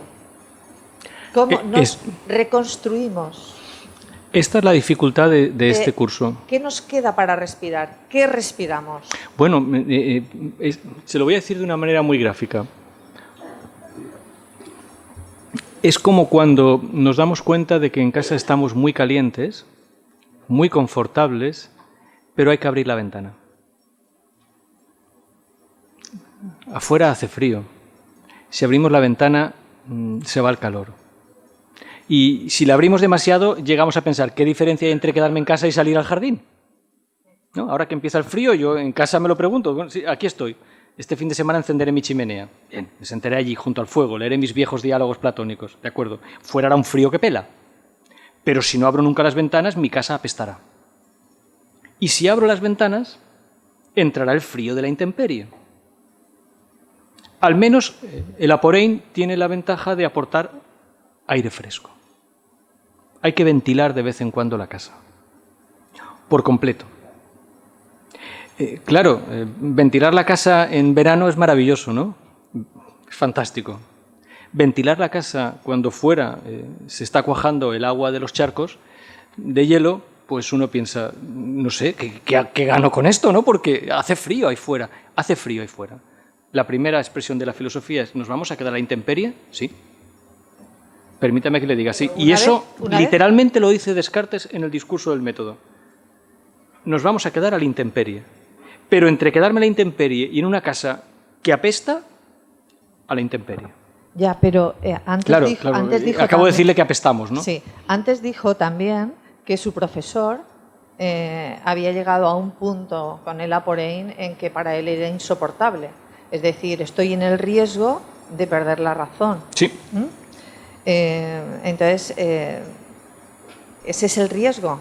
Claro, y cuando uno llega a ese punto, pues supongo que lo más favorable es encontrar una sociedad suficientemente convencional como para que uno no tenga necesidad de plantearse demasiadas preguntas. A fin de cuentas, aquí somos 30, en el Camp Nou el domingo habrá 120.000 personas. Entiendo que hay más gente dedicada al Barça que a la filosofía, ¿no? ¿No? Pero nosotros estamos aquí. Sin duda, claro, nosotros estamos aquí. Claro. Pero lo que quiero decirle es, bien, seamos convencionales si eso es bueno. Y yo soy partidario de lo siguiente, de hacer muy convencional y muy habitable la cosa para los que no van a hacer filosofía. Lo diré de otra manera. Ni siquiera estoy convencido de que alguien tenga que hacer filosofía. Quiero decir, y procuro ser muy prudente haciendo filosofía. Yo sé a lo que me arriesgo yo, pero no sé si quiero arriesgar a nadie más en esto. Me encuentro en una situación inestable. Soy profesor de filosofía. Si me tomo en serio el asunto, tengo que hacer esto. Puedo hacerle caso al ministerio, en cuyo caso no sé exactamente qué es lo que estaría haciendo. Quiero decir, si yo me pongo a explicar filosofía y ciudadanía, More Zapatero, bueno, antes de que acabar la clase me he caído de risa yo solo. O si pensara en decir, en vez de Sócrates me pongo a Bert, bueno, no, yo no aguantaría. Pero, ¿y el que no esté dispuesto a la Aporein, dónde va a vivir? Aristóteles corrigió la caverna de su maestro Platón. Y dijo, la caverna tiene que ser un lugar confortable, habitable, muy cómodo, donde la gente no experimente la necesidad de hacerse demasiadas preguntas. Caramba, lo llamamos de una manera muy gráfica, estado del bienestar. Ahora permítame que lo diga con una expresión brutal de Nietzsche, en el inicio de Así habló Zaratustra. Un poquito de veneno todos los días y mucho veneno al final. Sabemos de qué va esto, ¿no? Si todos los días nos aplicamos sedativos, drogas, televisión, canales deportivos, lo que sea, el veneno que elijamos, un poquito todos los días y al final morfina. El 90% de la población muere anestesiada. Razonablemente, porque experimentar el dolor tal vez sea una salvajada. Pero Nietzsche sabía lo que estaba diciendo. Un poquito de veneno todos los días y mucho veneno al final es su comprensión del estado del bienestar.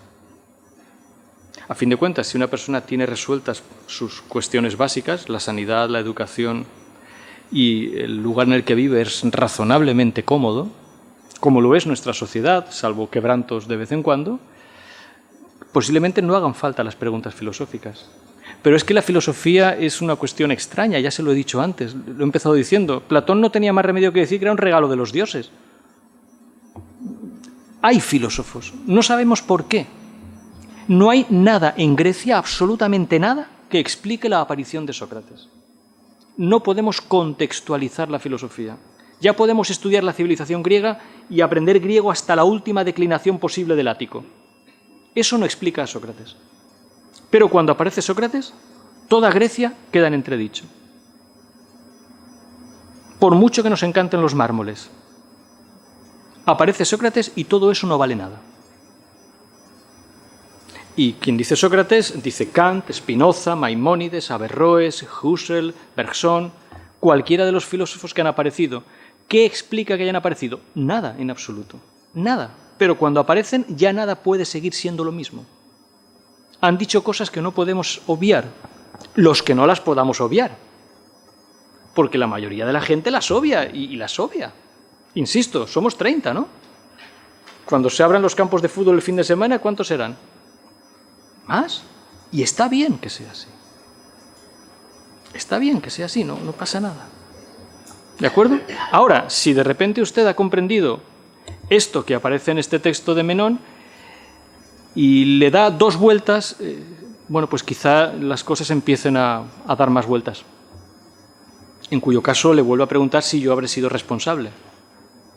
Pero, en fin, a usted no le ha obligado yo a venir aquí. Me gustaría que volviera hasta el final. Seríamos corresponsables. Claro, pero he preguntado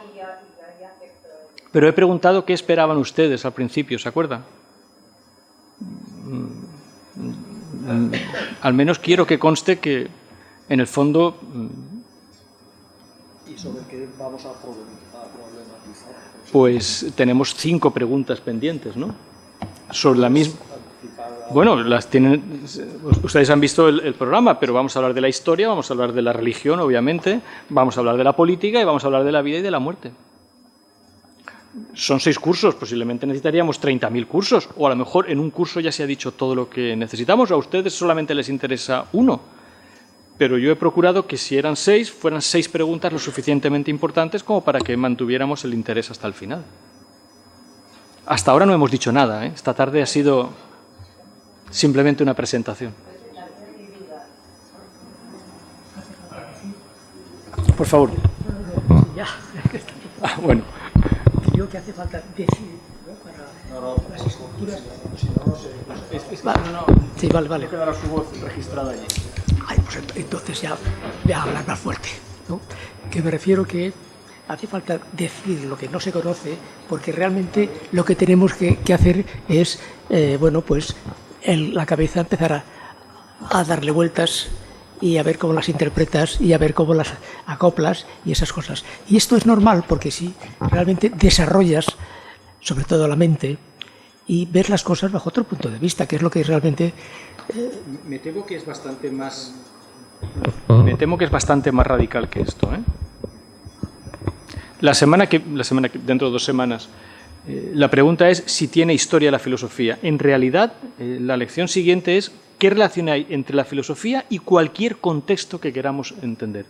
Y, naturalmente, preguntarnos por la historia no es la historia de la filosofía, no voy a hablarles de la historia de la filosofía, sino de qué ocurre con lo que llamamos historia y hasta qué punto la historia es un hándicap en la vida de las personas. Buena parte del problema catalán es la historia. No es más que una mala relación con la historia. Es no haber entendido lo mala que es la historia. ¿De acuerdo? No, la historia realmente no es nada. Pero esto es de lo que hablaremos el próximo día, de qué significa tener un contexto. ¿Qué significa para ustedes hablar en español o en valenciano? O nuestra incapacidad para adquirir un idioma extranjero, o para tener un contexto distinto a la familia, o... Esto es lo que usted ha llamado nuestros pilares. Todo eso que simplemente nos lo hemos encontrado cuando hemos nacido en alguno de los ezoi en los que nacemos, en alguno de las éticas en las que nacemos. Nacemos en un mundo hecho, que tiene sus tradiciones, sus costumbres, y que rara vez cuestionamos. Es muy triste a veces pensar que la mayoría de las personas repiten la vida de sus padres. Esto es, que esas estructuras se mantienen exactamente igual. ¿No puedes escapar a eso? Bueno, bien. Y además eso nos sustenta. Claro. Es nuestra energía, nuestra gasolina para ir por la vida. Claro. Si ahí quitamos eso... No se está grabando. Es cierto. Mi duda es, cuando quitamos eso es la duda, ¿qué ocurre?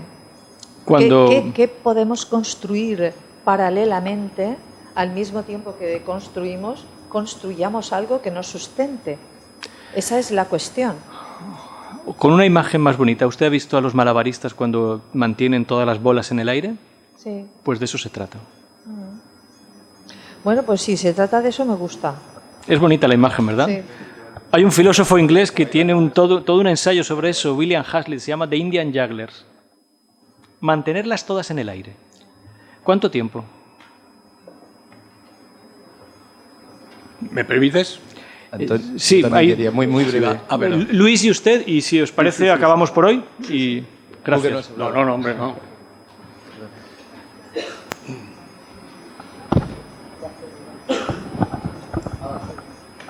Era algo muy rápido. El problema de las metáforas es que atrapan, son buenísimas, pero son siempre un poco tramposas. Claro. No pueden serlo. La metáfora del gimnasio es tan buena como la del frío, y más de Nietzsche, pero claro, tú adquieres musculación cuando luchas con una resistencia. Si levantas una pesa que puedes levantarla con mucha facilidad, no haces nada, pero no puedes estar 24 horas haciendo pesas. La razón también significa prudencia. Claro. U otras cosas, o razón simplemente, y la razón, déjalo. La razón lo que me dice es que tengo que administrarme. En verano la dejaré 8 horas abierta. No es tan difícil ser un ser razonable y en invierno dejarla solo 10 minutos. Depende de lo que le hayas calentado. Es difícil porque es difícil, pero no tan difícil. O sea, es difícil. Lo que no puedes hacer es, como has dicho tú, dejar las ventanas cerradas. Esto sí que parece un absurdo. Claro, pero Luis, recuerda que es que normalmente mantenemos cerradas las ventanas, Luis. Por el hecho de que, por una razón muy sencilla, porque un ser humano en condiciones normales empieza a pensar muchísimo tiempo después de que le hayan enseñado cosas. La educación es tan terrible porque a un niño se le inculcan muchas cosas antes de que empiece a poder entenderlas. Con lo cual es obediente y fiel, precisamente en los momentos de la vida más prensiles. Nos cuesta mucho a veces desprendernos de algo que no estuvo bien desde el principio. No estoy hablando de que no estuviera bien la familia, pero seguramente todos recordamos muchas cosas de nuestra educación que no estaban bien y que es muy difícil quitarnos de encima, aun cuando hayamos comprendido que están mal. Están tan profundamente arraigadas en nuestra sentimentalidad que es que nos cuesta, porque nos da la sensación de que si nos las quitamos nos despedazamos. Esa metáfora aún es más fuerte. Pero se trata de eso. Eso es el aporein. Por favor. Bueno, vamos a ver, 2 cosas rapiditas porque el tiempo manda. Has dicho que los griegos eran reacios a conocer otras lenguas, como creo que casi todas las civilizaciones dominantes. Las civilizaciones dominantes nunca han querido reconocer otras lenguas. No, hay un ejemplo. Casi todas. Roma se abrió al griego. Ya lo sabía, por eso he dicho casi todas. Pero la más dominante de todas fue Roma, seguramente. Segunda, por eso he dicho casi todas. Otra cosa que para mí me ha impactado favorablemente cuando dices que a Sócrates no lo teníamos que haber traído aquí. Pero si está aquí, hay que matarlo. Porque no podemos reconocer que tiene razón. A mí me gustaría saber en aquel momento quién le aplicó a Sócrates el artículo 155. Meleto, Anito y Licón. Pues ya lo sabemos. Gracias. Estos fueron los 3 acusadores que aplicaron el 155 en toda regla. ¿De acuerdo? Pero además, sí. Solo que no hizo el Puigdemont. Se quedó consigo mismo.